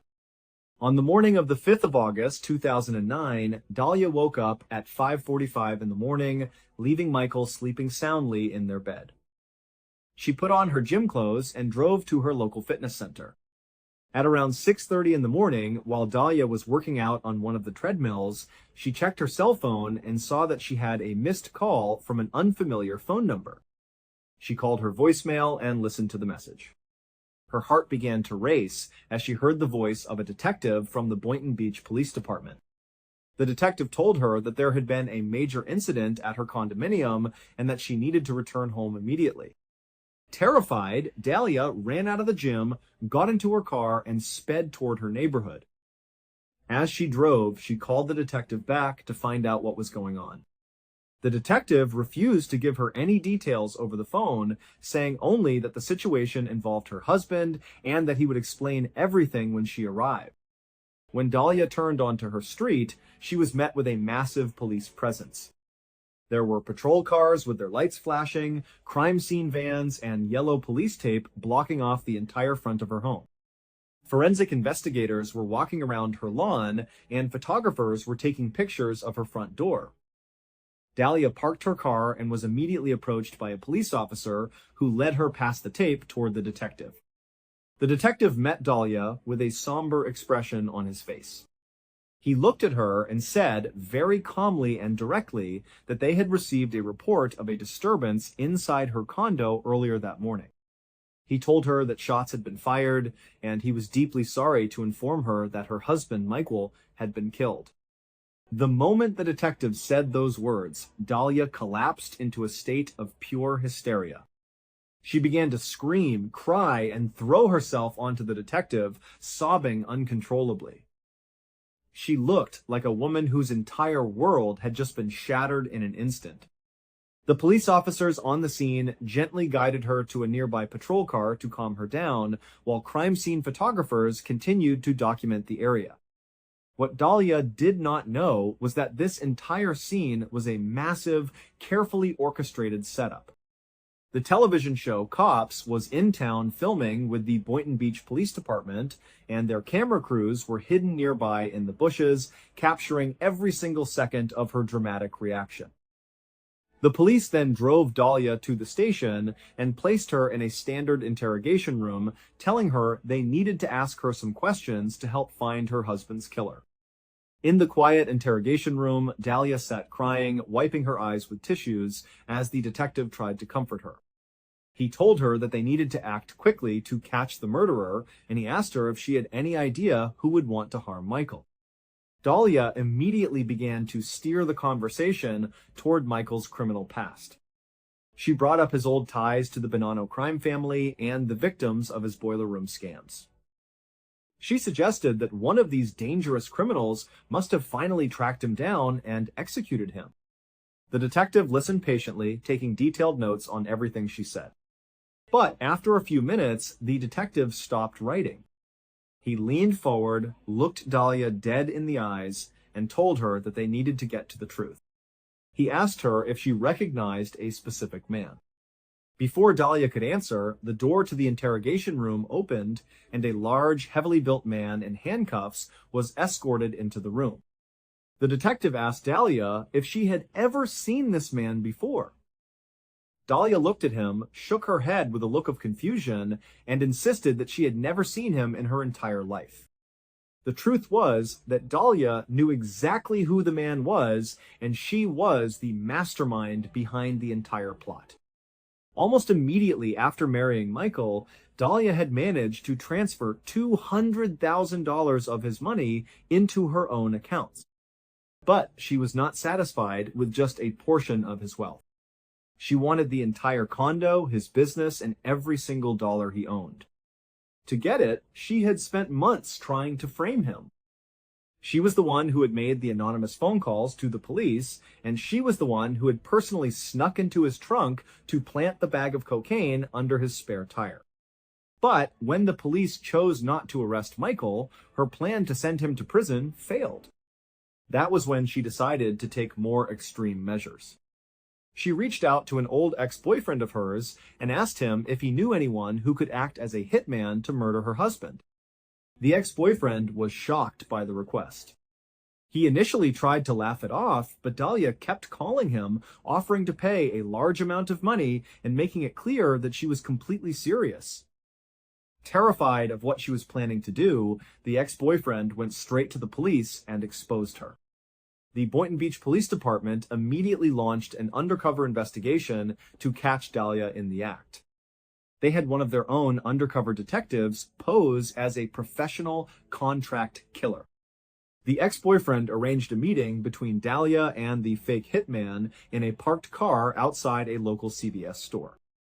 What Dahlia did not realize was that the police had packed the car with hidden video cameras and microphones, recording her every word and action. During the meeting, Dahlia spoke with chilling calm about how she wanted her husband dead. She agreed to pay the hitman $1,200 to shoot Michael in their condo while she was away at the gym. She even handed over a cash deposit to seal the deal. Before she got out of the car, the undercover officer wanted to make absolutely certain that she would not change her mind. He looked at her and asked if she was 5,000% sure she wanted to go through with this, reminding her that once he pulled the trigger, there was no going back. Dahlia looked him in the eyes and replied that when she says she is going to do something, she does it, and that she was completely sure about her decision. Armed with this absolute proof of her intent to commit murder, the police decided to use Dahlia's own plan against her. On the morning of August 5, as soon as Dahlia left the condo to go to the gym, a team of police officers rushed inside. They woke up Michael and showed him the undercover video of his wife hiring a hitman to murder him. Michael was completely devastated and betrayed, but he agreed to help the police with their operation. The police took Michael to a safe location, and then they quickly set up a highly convincing fake crime scene outside the condo. They put up the yellow tape, brought in the forensic vans, and made the home look exactly like a double homicide scene. Then, the detective called Dahlia at the gym, prompting her to rush back and give her dramatic performance for the hidden cops' television cameras. Back at the police station, after Dahlia denied knowing the handcuffed hitman, the detective decided it was time to end the lies. He looked at her and told her that the man in handcuffs was actually an undercover officer and that their entire meeting in the car had been recorded on video. He told her that she was under arrest for solicitation of first-degree murder. Dahlia immediately began to panic, shaking her head and crying that she had not done anything wrong and that she did not understand what was happening. She kept telling them that there was a major mistake and that they had the wrong person. But the detective was not finished with his surprises. He looked at her and told her that her husband, Michael, was actually alive and well and that he was currently standing right outside the door of the room. The police then walked Michael past the open glass window of the interrogation room door so Dahlia could see him with her own eyes. When Dahlia saw Michael walking down the hallway, completely unharmed and healthy, she began to scream his name through the glass, begging him to come inside and talk to her. But Michael refused to look at her. He kept walking down the corridor, completely done with the woman who had tried to have him brutally killed. Following her dramatic arrest, the legal battle that ensued became one of the most widely followed and sensationalized court cases in the history of South Florida. Dahlia was officially charged with solicitation to commit first-degree murder, a charge that carried a maximum sentence of 30 years in prison.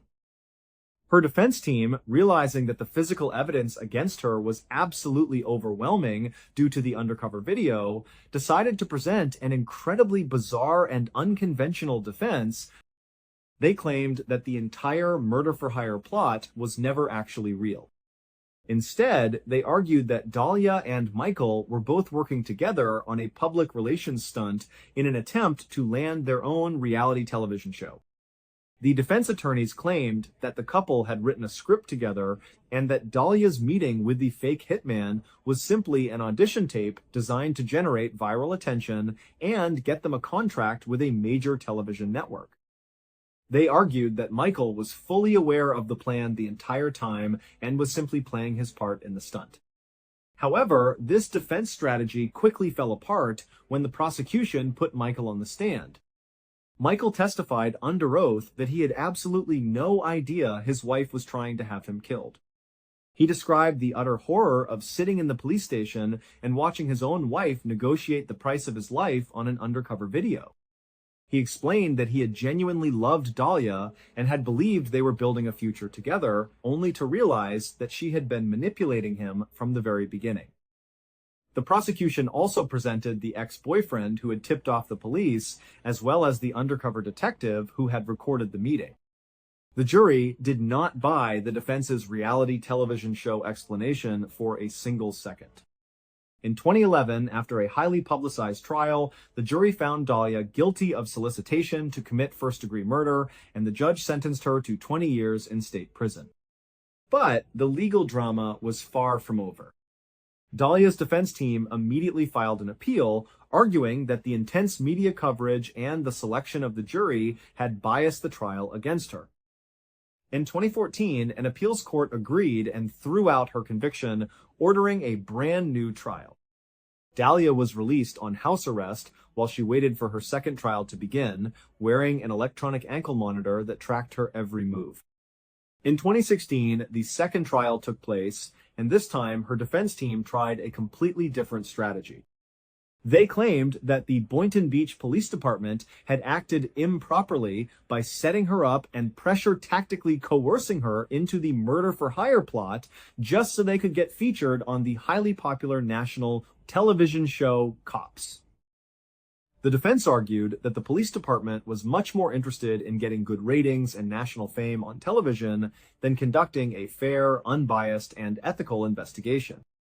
This argument succeeded in creating enough confusion and doubt in the minds of some jurors to result in a hung jury, with the panel split 9-3 in favor of guilt, meaning they were unable to reach a unanimous verdict. This meant that the state had to prepare to try her for a third time. The third trial began in the summer of 2017. This time, the prosecution focused heavily on Dahlia's own words and actions captured in the undercover videos, emphasizing her absolute lack of hesitation when the fake hitman gave her multiple opportunities to back out. After hearing all the evidence and deliberating for just a few hours, the third jury found her guilty once again. This time, the judge sentenced her to 16 years in state prison, which she would serve at the Lowell Correctional Institution in Ocala, Florida. For Michael DiPolito, the final conclusion of these long and grueling trials brought a mixture of immense relief and lingering emotional pain.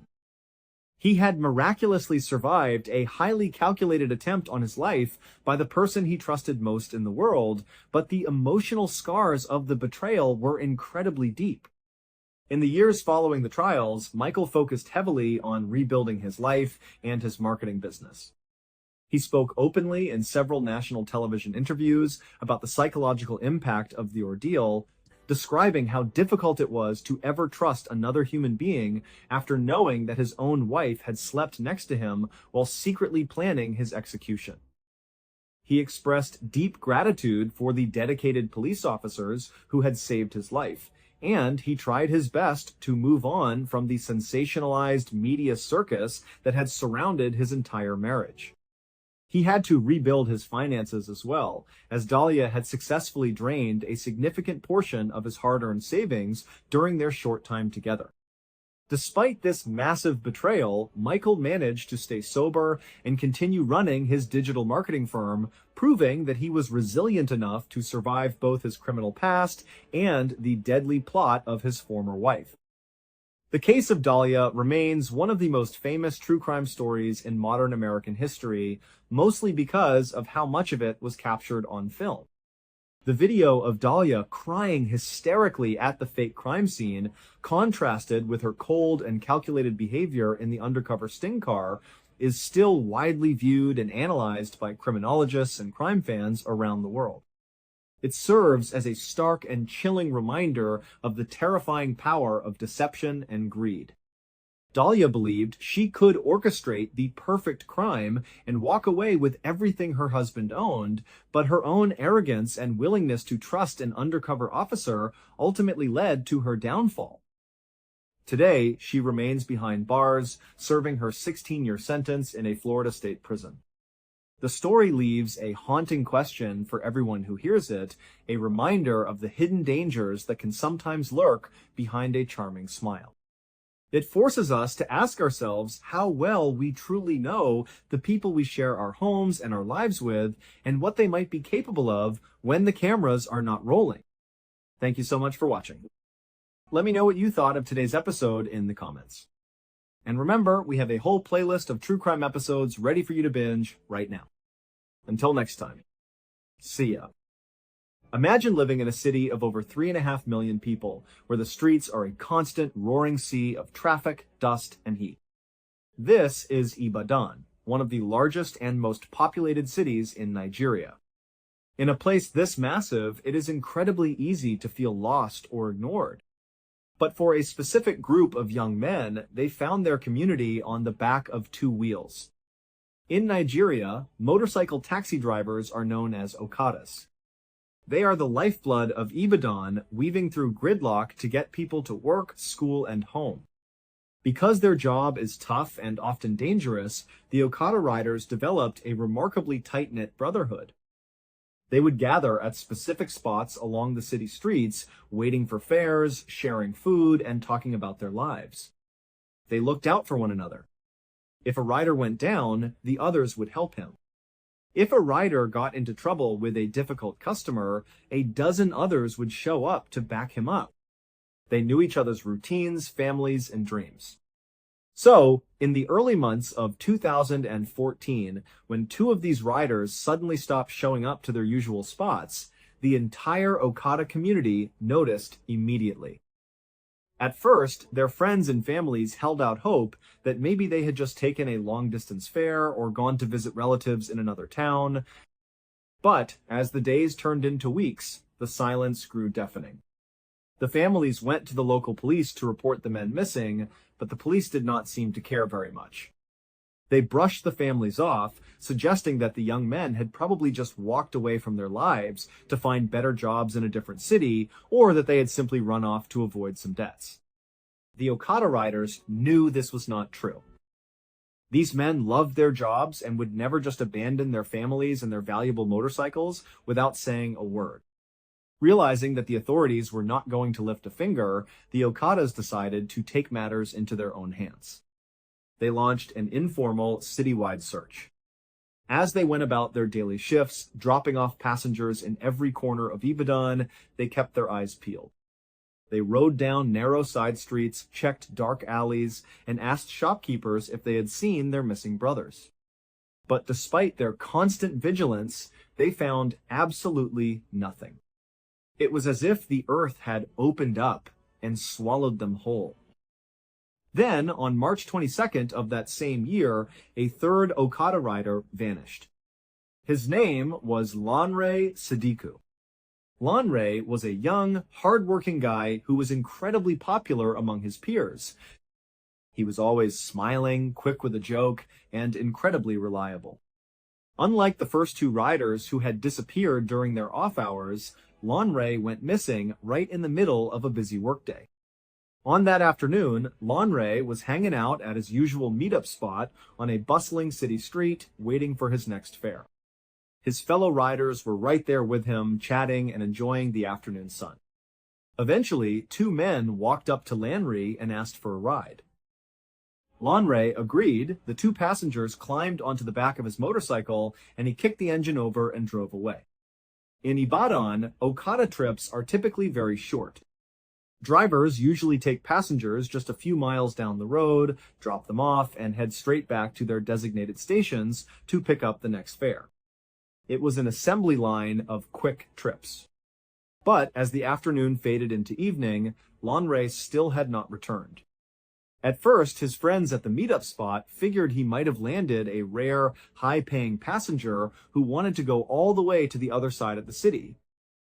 But when 3 hours passed, then 4, a deep sense of unease settled over the group. One of the riders pulled out his phone and dialed Lanre's number. It went straight to voicemail. This was highly unusual. For an Okada rider, a cell phone is their most vital business tool. It is how clients reach them, how they coordinate rides, and how they make their living. They never, under any circumstances, turned their phones off during a shift. Now, everyone at the station was deeply worried. They stood in a circle, debating what to do, when suddenly a phone began to ring. But it was not the phone they had just called. Lanre actually kept 2 cell phones on him. He had his main, public work phone, and then he had a private, secondary phone that only his closest friends and family knew about. And it was this second, private phone that was now calling one of the riders at the station. The rider answered the call instantly and put it on speakerphone so everyone could hear. But instead of a casual greeting from Lanre, the speaker erupted with a sound of pure, unadulterated terror. Lanre was screaming hysterically into the receiver. His voice was cracked, frantic, and filled with tears. He was begging for help. He told his friends that he had been kidnapped. He explained that his captors had blindfolded him and thrown him into an underground room. He said he was not alone. There were 8 other people down there with him, individuals he had never seen before in his life, and they were all locked in this pitch-black, suffocating underground cell. Lanre said they could hear the heavy, muffled footsteps of people walking around on the ceiling directly above them, but they could not see anything at all. In the background of the call, the other riders could hear a terrifying chorus of screams and wails.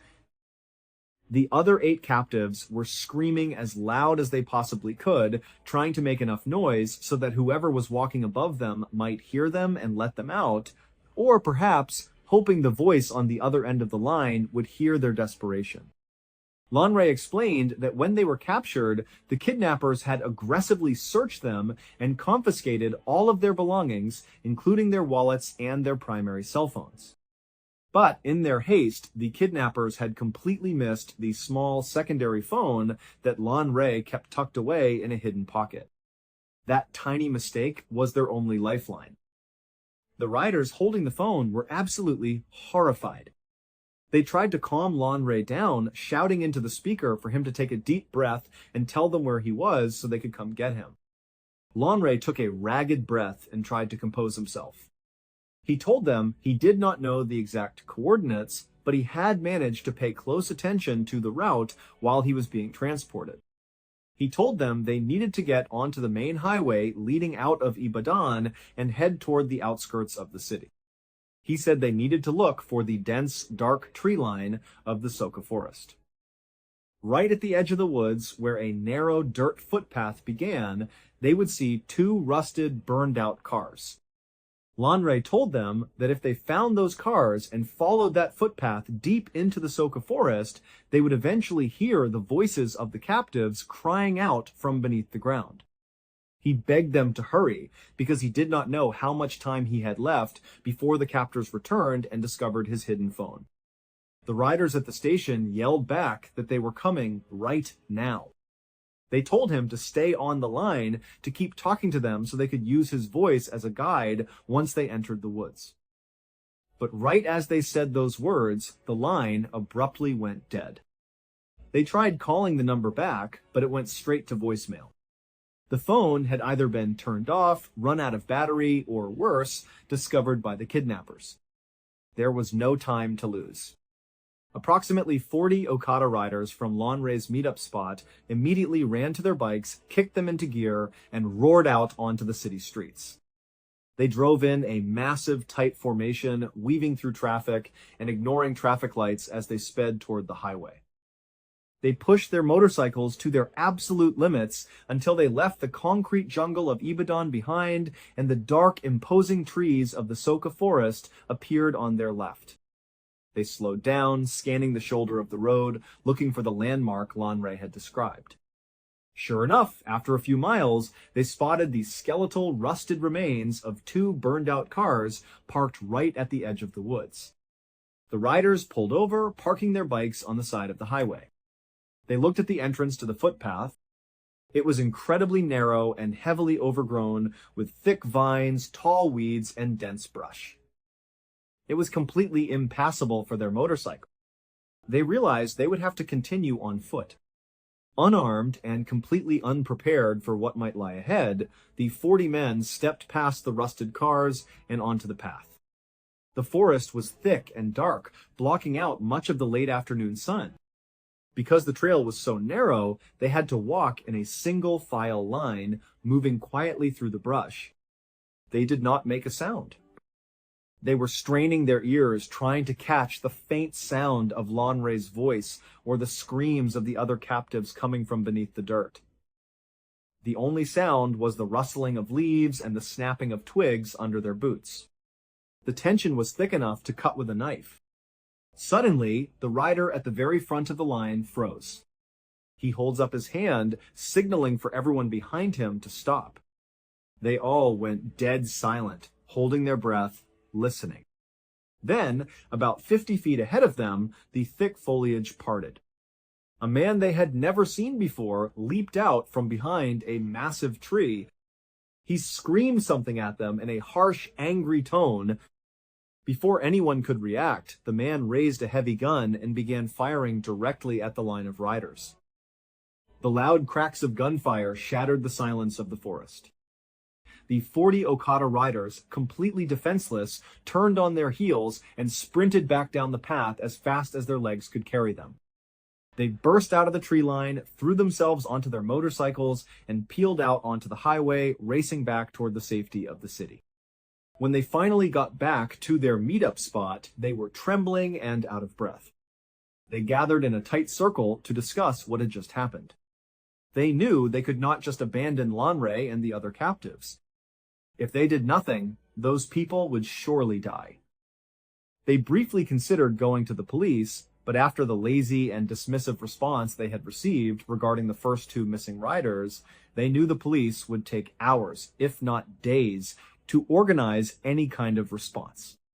By then, it would be far too late. They decided they had to handle this themselves, but they needed a much bigger force. The riders began calling every Okada meetup spot in the surrounding areas. They explained the situation, the phone call from Lanre, the gunman in the woods, and the urgent need for backup. The response was overwhelming. Within a very short amount of time, over 100 Okada riders assembled at the edge of the city. This time, they were not defenseless. They had gathered a makeshift arsenal of weapons. Some carried heavy iron bars, others had thick wooden clubs, sharp knives, machetes, and even a few crude firearms. They were no longer a helpless search party, they were an angry, determined mob.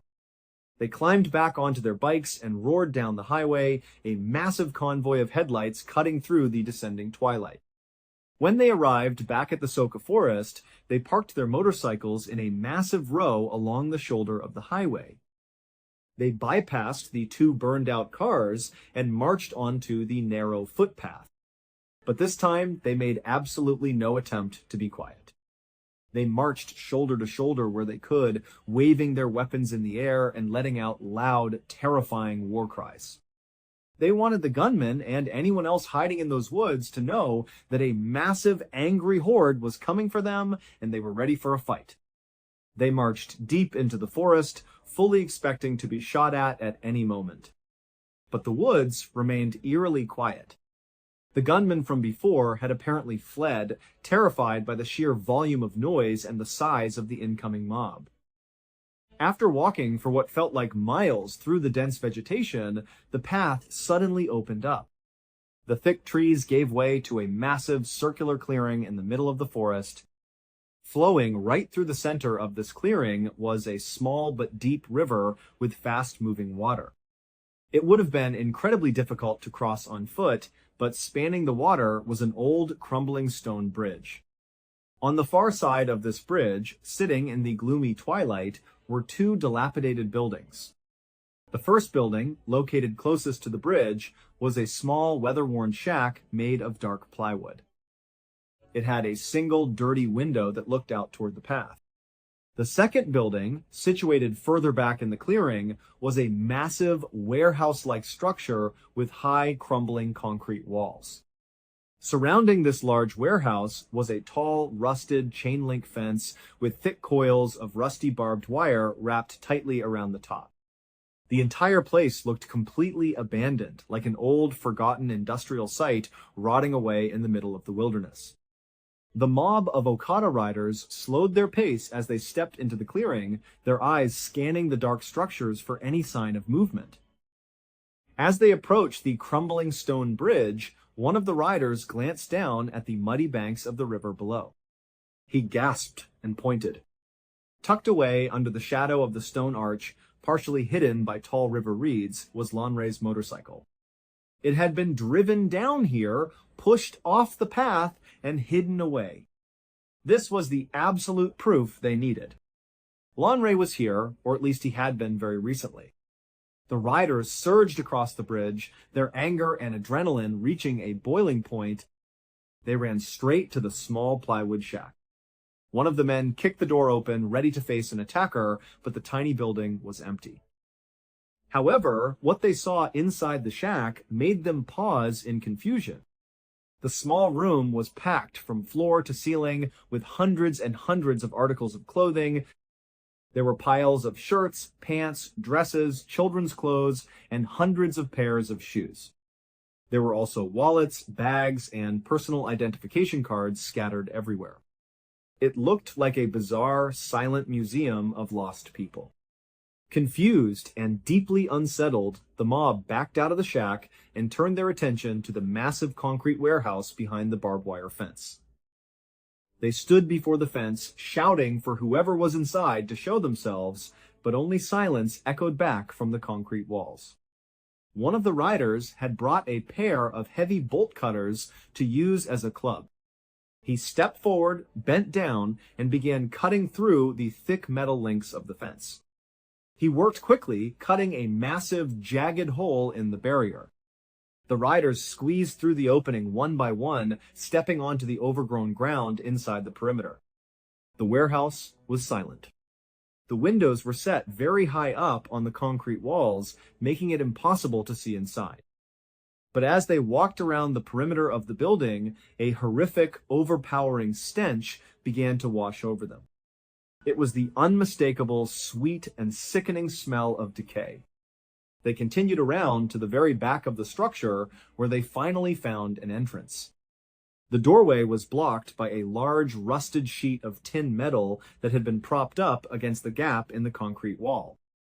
One of the riders stepped forward, grabbed the edge of the metal sheet, and dragged it aside with a loud, scraping screech.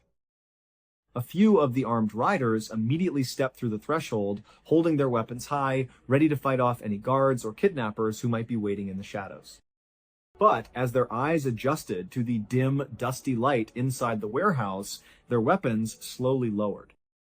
The anger faded from their faces, replaced by an expression of pure, unadulterated horror.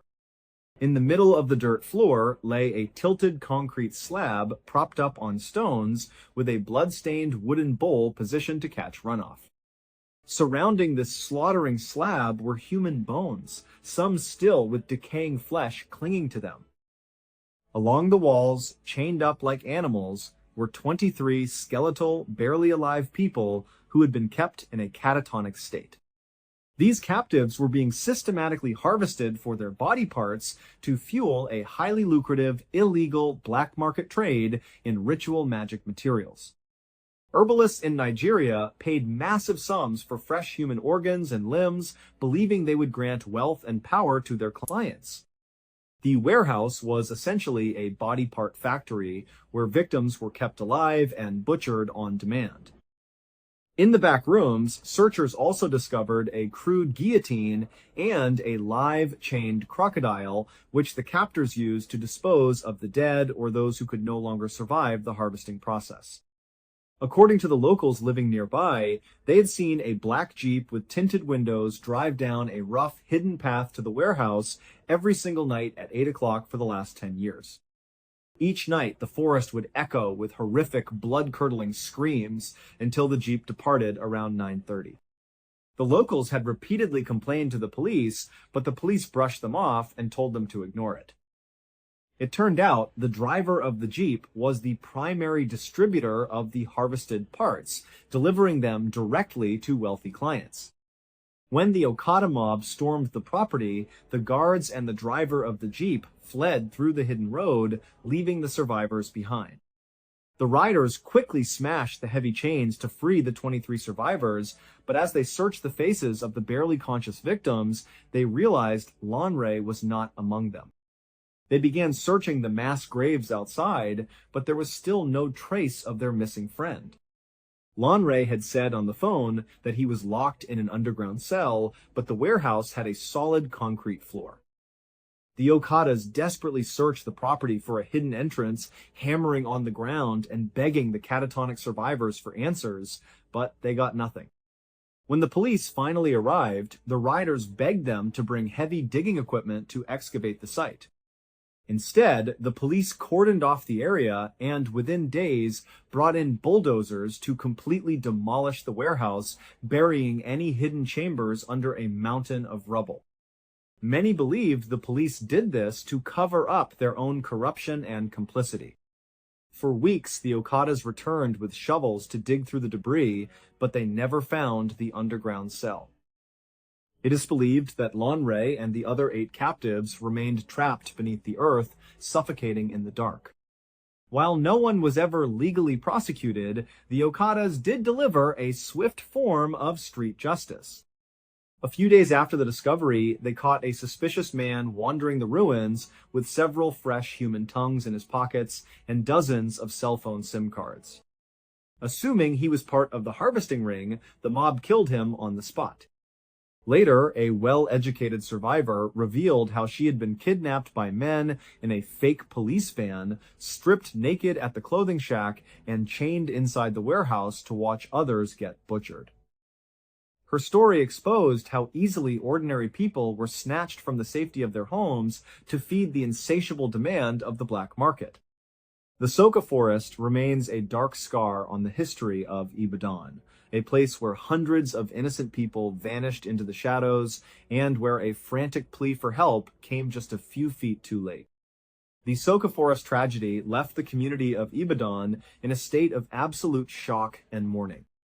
For years, the families of the missing had been ignored, their desperate pleas for help treated as minor inconveniences by the very authorities who were supposed to protect them. The revelation that a human slaughterhouse had been operating right on the outskirts of their city for over a decade, right under the noses of the local police, completely shattered any remaining trust the public had in the system.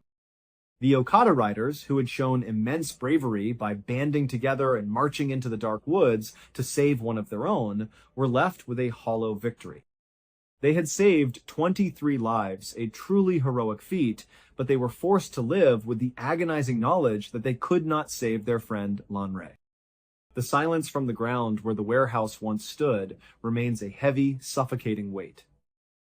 The concrete and soil of Soka Forest still hold secrets that may never be brought to light, and the families of those who disappeared are left to wonder if their loved ones' final moments were spent in the suffocating dark of an underground cell that was paved over by the hands of the law. It is a haunting reminder of the dark forces that can hide in plain sight, and the lengths to which some will go for wealth and power.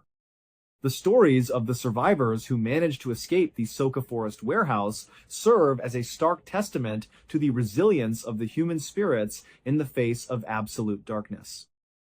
These individuals, who were stripped of their clothes, their names, and their basic humanity, have had to walk a long and painful road toward healing.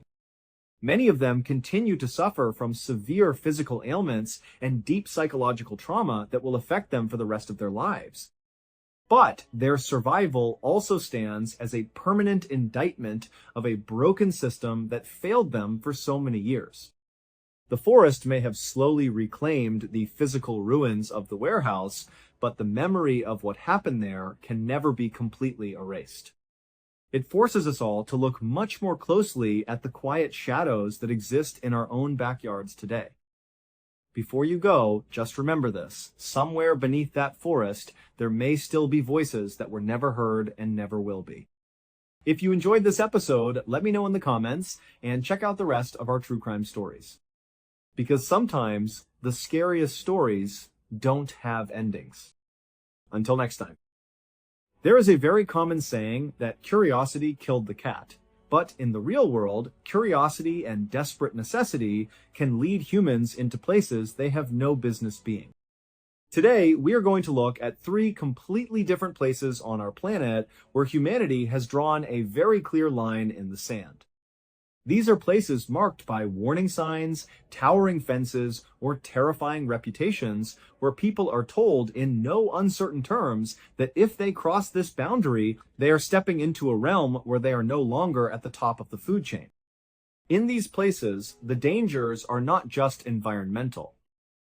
They are living, breathing entities or mysterious physical forces that can swallow a person whole without leaving a single trace behind. Yet, whether it is for the taste of forbidden fruit, the thrill of exploring the unknown deep, or simply the desperate need to feed a family in the face of crushing poverty, people still cross those lines. When they do, the results are almost always devastating. To understand this first story, we have to travel off the coast of mainland Southeast Asia, out into the vast blue waters of the Indian and Pacific Oceans. Here lies the country of Indonesia, which is actually the largest archipelago in the entire world. It is made up of 17,508 individual islands. To give you some perspective on just how massive this area is, if you were to measure from the westernmost point of the very first island to the easternmost point of the last island, it would stretch for 5,000 kilometers right across the equator. Many of these islands are incredibly tiny, completely uninhabited, and they look totally unremarkable from a distance. If you were looking at one particular island, located about 2,500 kilometers north of Australia, you might think it is just another beautiful tropical escape. But this island holds a very dark and dangerous secret. On this island, there are about 2,000 people living in small, isolated communities. These people are the direct descendants of former convicts who were exiled to this remote spot generations ago. And they have to share their home with a predator that is endemic to this specific island. This predator is a direct descendant of flesh-eating dinosaurs.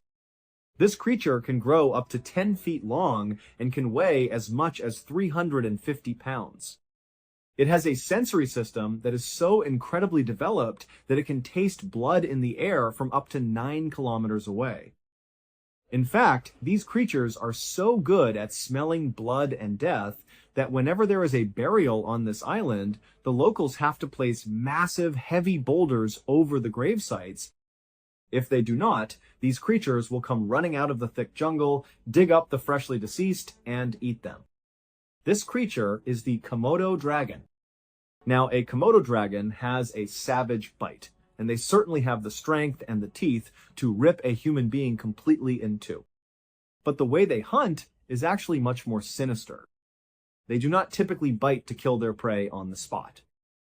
Instead, they bite to create a massive, deep flesh wound, and then they inject a highly toxic venom directly into the wound site.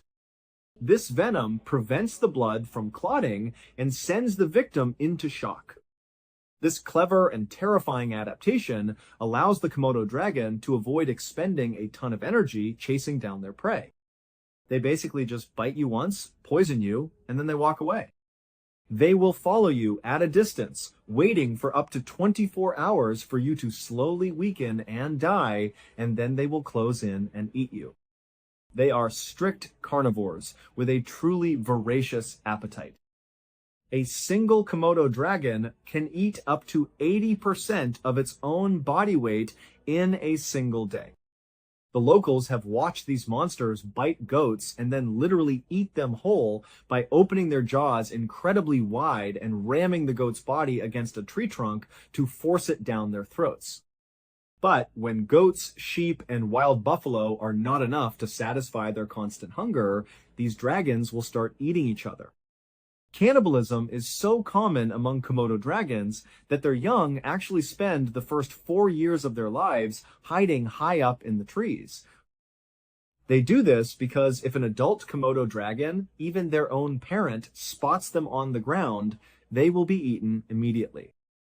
On top of all of this, these creatures can climb trees, run incredibly fast, and swim faster than any human can. This is their kingdom, and it is called Komodo Island. Back in 2009, a 31-year-old local fisherman named Muhammad Anwar was living on this island. He had grown up there, so he was highly aware of the dangers. He knew the rules, and he knew where not to go. But on this particular day, Muhammad wanted some fruit. Normally, he would just walk outside of his house and pick some of the apples that grew nearby. But for a long time, he had been tantalized by the sugar apple trees that grew inside a heavily fenced-off section of the island. This area was known by the locals as the Forbidden Section. This section was, of course, teeming with Komodo dragons, and as a result, the locals basically fenced it off and said, "We do not go over there, and they do not come over here." But Muhammad had always wanted those sugar apples. He had grown up here and had never got to have one. So, on this day, for whatever reason, he decided, today is the day I am going to get one. He went over to the fence and looked out. There was some fairly tall grass, so he could not see what was on the immediate other side of this fence, but it was pretty open and he could see the trees in the distance. After looking around and feeling like the coast was clear, he hopped the fence and ran out to the sugar apple tree. But what Muhammad did not realize was that his neighbor, Teresa Tawa, was outside and happened to look over at him right as he hopped the fence into the forbidden section. Teresa ran over to the fence and yelled to him to come back, but he did not hear her. So she stood at the fence looking out, scanning the area herself to see if there were any Komodo dragons out there. She did not see any, so she watched him, hoping he would just get the apples and come back without incident. As she was watching, she saw him reaching out and extending his arm just far enough to get one more apple, but then he lost his footing and fell to the ground. From her perspective, she could not see Muhammad on the ground because the tall grass obscured him. She did not know if he was laying there unconscious or if he was just rolling around in pain and about to stand up. She stood there anxiously, hoping he would stand up soon, and then she heard the sound of 2 Komodo dragons running through the tall grass. You could see the grass moving as these 2 massive creatures ran and grunted at full speed towards Muhammad. When he fell, he had cut himself, and they smelled his blood and charged over. Teresa could only scream and yell for help as these 2 Komodo dragons ate Muhammad. The authorities were able to get out there pretty quickly, and they were able to get the Komodo dragons off before they actually consumed him, but he was already dead. Today, you can actually go to Komodo Island as a tourist, but it costs you $1,000 to get a membership fee, and then once you get there, you are only allowed to be in a few different sections that are totally regulated, and you are really not anywhere near the Komodo dragons because it really is extremely dangerous. On the evening of June 20th, 1965, 4 high school friends set off for a remote desert location about 90 miles northwest of Las Vegas, Nevada, that was within the very famous Death Valley. They arrived at their destination, which, if you did not know any better, would just look like the middle of nowhere in the desert. But to them, they knew exactly where they were. So they parked their car, got out, and began unloading very heavy underwater diving equipment and began walking it up a nearby hill. The group was made up of 19-year-old Paul Giancontieri, his brother-in-law, 20-year-old David Rose, 19-year-old Bill Alter, and his younger brother, Jack, who was 16 years old. As these 4 boys walked their diving equipment up this hill, they were hit with sign after sign after sign that was telling them, "Do not go any farther, turn around." They made it to the top of the hill, and they were met with a huge fence, which once again said, "Do not go any farther." Without any hesitation, they went right under the fence and began walking down the other side, which was a very steep 30-foot rocky slope that led down to this very narrow strip of water. This water was the entrance to a very famous underground cave called the Devil's Hole.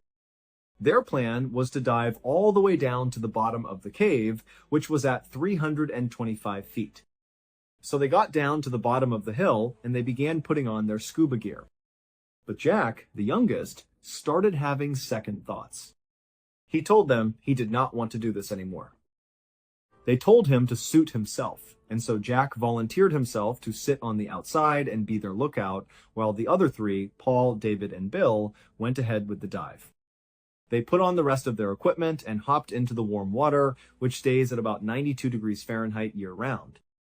They checked their flashlights a couple of times, and when they were ready, signaled to each other and began their descent down into the dark abyss of the Devil's Hole. For the next couple of hours, Jack just sat on the surface waiting for his brother and his two friends to return. Just after midnight, David and Bill did return, but Paul did not. When David and Bill got to the surface, they asked Jack if he had seen Paul because they got separated on the way up and figured he was already up there. Jack said that he had not seen Paul at all. David and Bill looked at each other and knew they had a major problem, so they decided they had to go back down immediately. They put their regulators back in and swam back down. Bill would later say that when they went back down to look for Paul, David was leading and was going really fast. It was pitch black down there, and Bill only had his flashlight to see David, who was creating separation and getting farther and farther away. Bill had no way to stop him, and at some point he lost him completely. David was just gone. Bill, not wanting to turn this into an even bigger problem, stopped where he was and went back to the surface. He and his brother Jack sat there anxiously waiting for David and Paul to return, but they did not. At some point, Jack went and got the authorities. When the police got the report about the two missing divers inside Devil's Hole, they contacted a guy named Jim Hoots, who was a professional diver who regularly dove inside Devil's Hole. He was very familiar with it, and they got him on scene within a few hours to go looking for these guys. Originally, the hope was that Paul and David had found their way into a section of Devil's Hole called Brown's Room, which was a big air pocket where, in an emergency situation, they might have found refuge.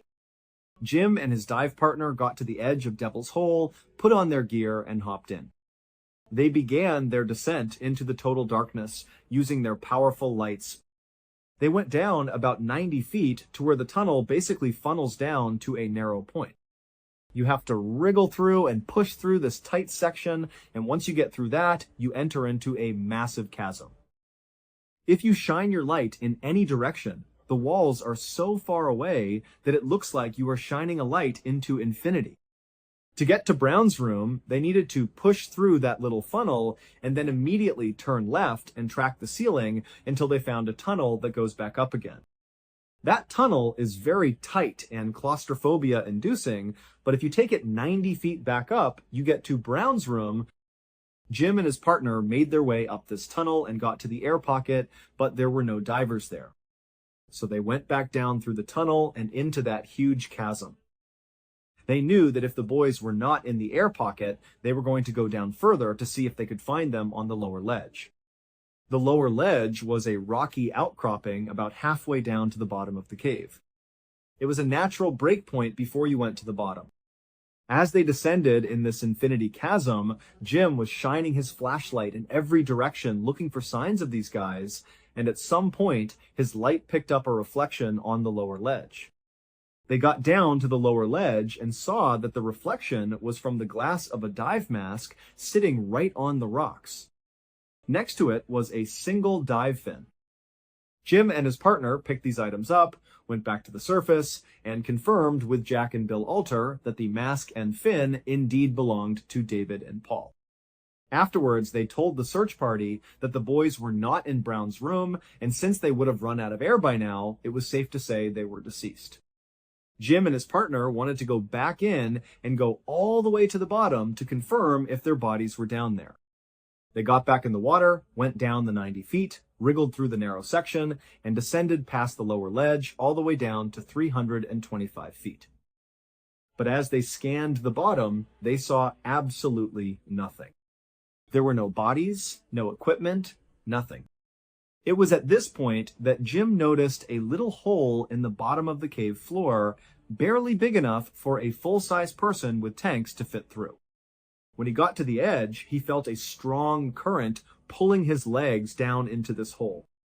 It was like a drain on a bathtub when the plug is pulled. Jim and his dive buddy pushed themselves back to avoid getting sucked in, and Jim pulled out a weighted piece of string that was 932 feet long. He let this line go inside of this hole, and it went all the way down to 932 feet without touching any surface, meaning the hole was at least that deep. Jim pulled his line back up, looked at his partner, and they both decided not to go down there. They knew that if they went in, the current was so strong they would never get back out. They went back to the surface and explained that the divers had likely developed nitrogen narcosis, got disoriented in a drunken state, and were pulled into this hole by the suction before they could stop themselves. To this day, their bodies have never been found, and scientists still do not know how deep that hole is.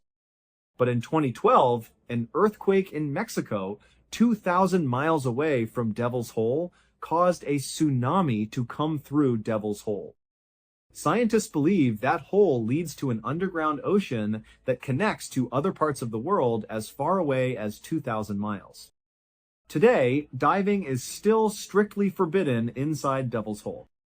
Pearly Beach is a beautiful little beach town in South Africa that is very popular amongst tourists.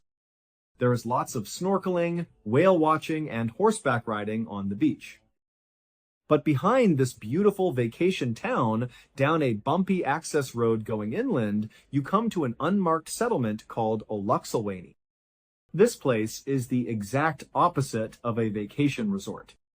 Basically, everyone there is completely impoverished.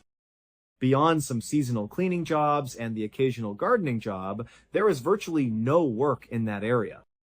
As a result of this crushing poverty, the men in this town have had to take on one of the most dangerous jobs in the world. It is called abalone poaching. Abalone are a very rare type of shellfish that are illegal to be captured and sold, but there is a booming illicit market for them, with the primary customers being the Chinese, who view eating abalone as a status food. Abalone can only be harvested by hand, and one of the very few places you can find them is on Dyer Island, which is 3 kilometers off the coast of Pearly Beach. So the men of unexplained have become the primary labor force to go collect these shellfish for this illegal trade. On a really good night, these poachers will come back and make the equivalent of a couple hundred US, and they will use that money to support their entire family. This is the one thing that generates money in their community, so the young men are willing to take the ultimate risk. You are probably wondering what makes this particular job one of the most dangerous in the world. Well, it has nothing to do with the actual act of removing the abalone. It is the creature that lurks below you the whole time you are in the water. In the early morning hours of September 3rd, 2017, a group of poachers met on Pearly Beach to make their way out to Dyer Island.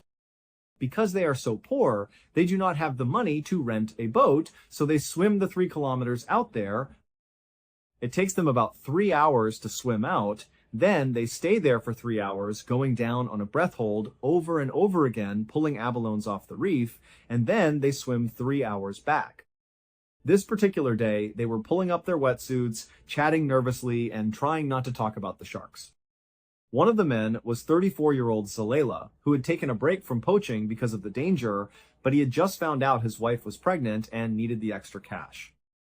South Africa is home to the largest population of great white sharks in the world, and there is a stretch of water between Dyer Island and Pearly Beach called Shark Alley, which has the highest concentration of great whites on the planet.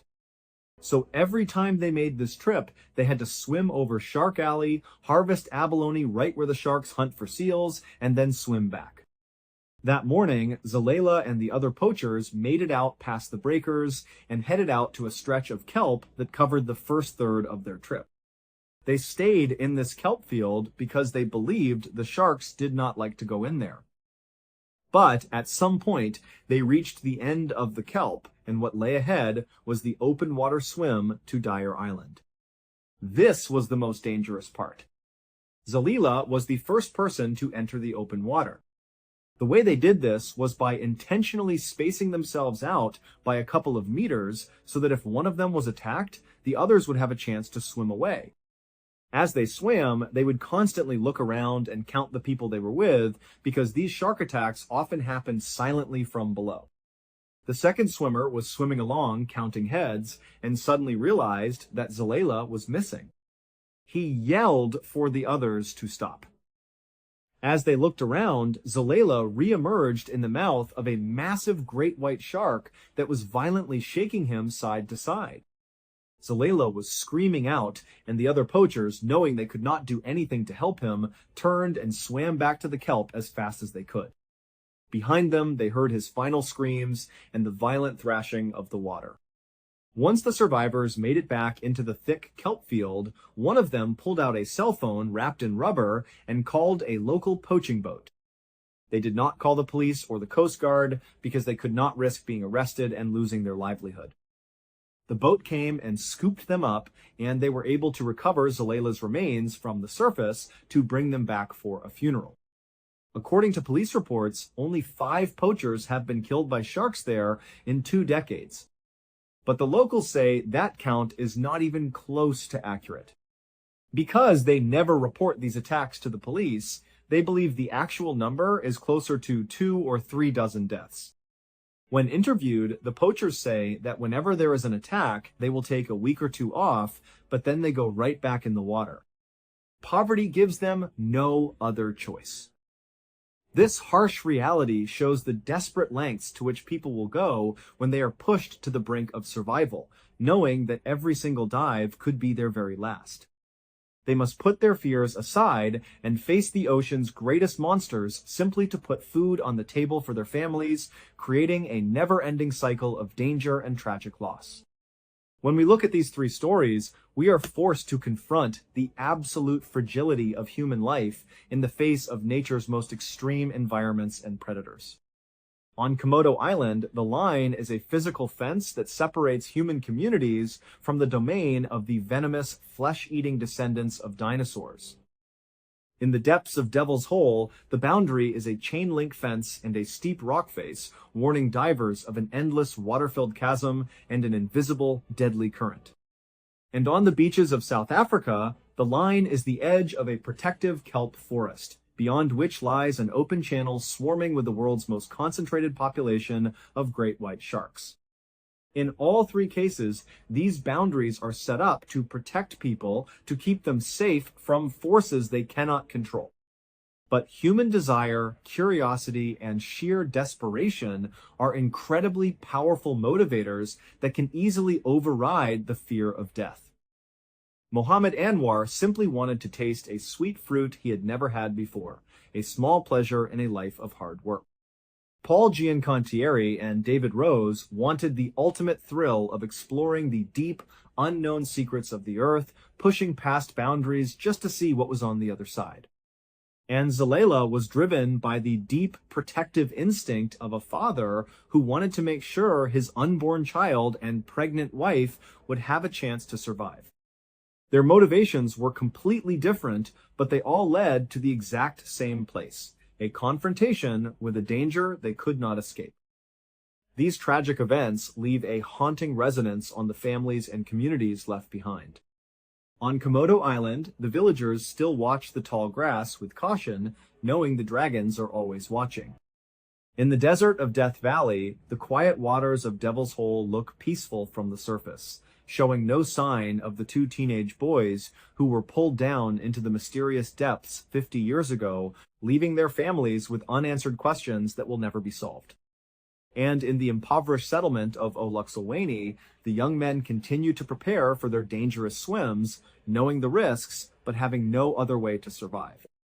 It makes you realize that sometimes the lines we are told never to cross are there for a reason, and once you take that step over the boundary, there is no turning back. The frightening part about these stories is that none of these people expected their day to end the way it did. They were simply chasing curiosity, adventure, or survival. If you enjoy true stories about the strange, dark, and mysterious, there's another one waiting for you right now.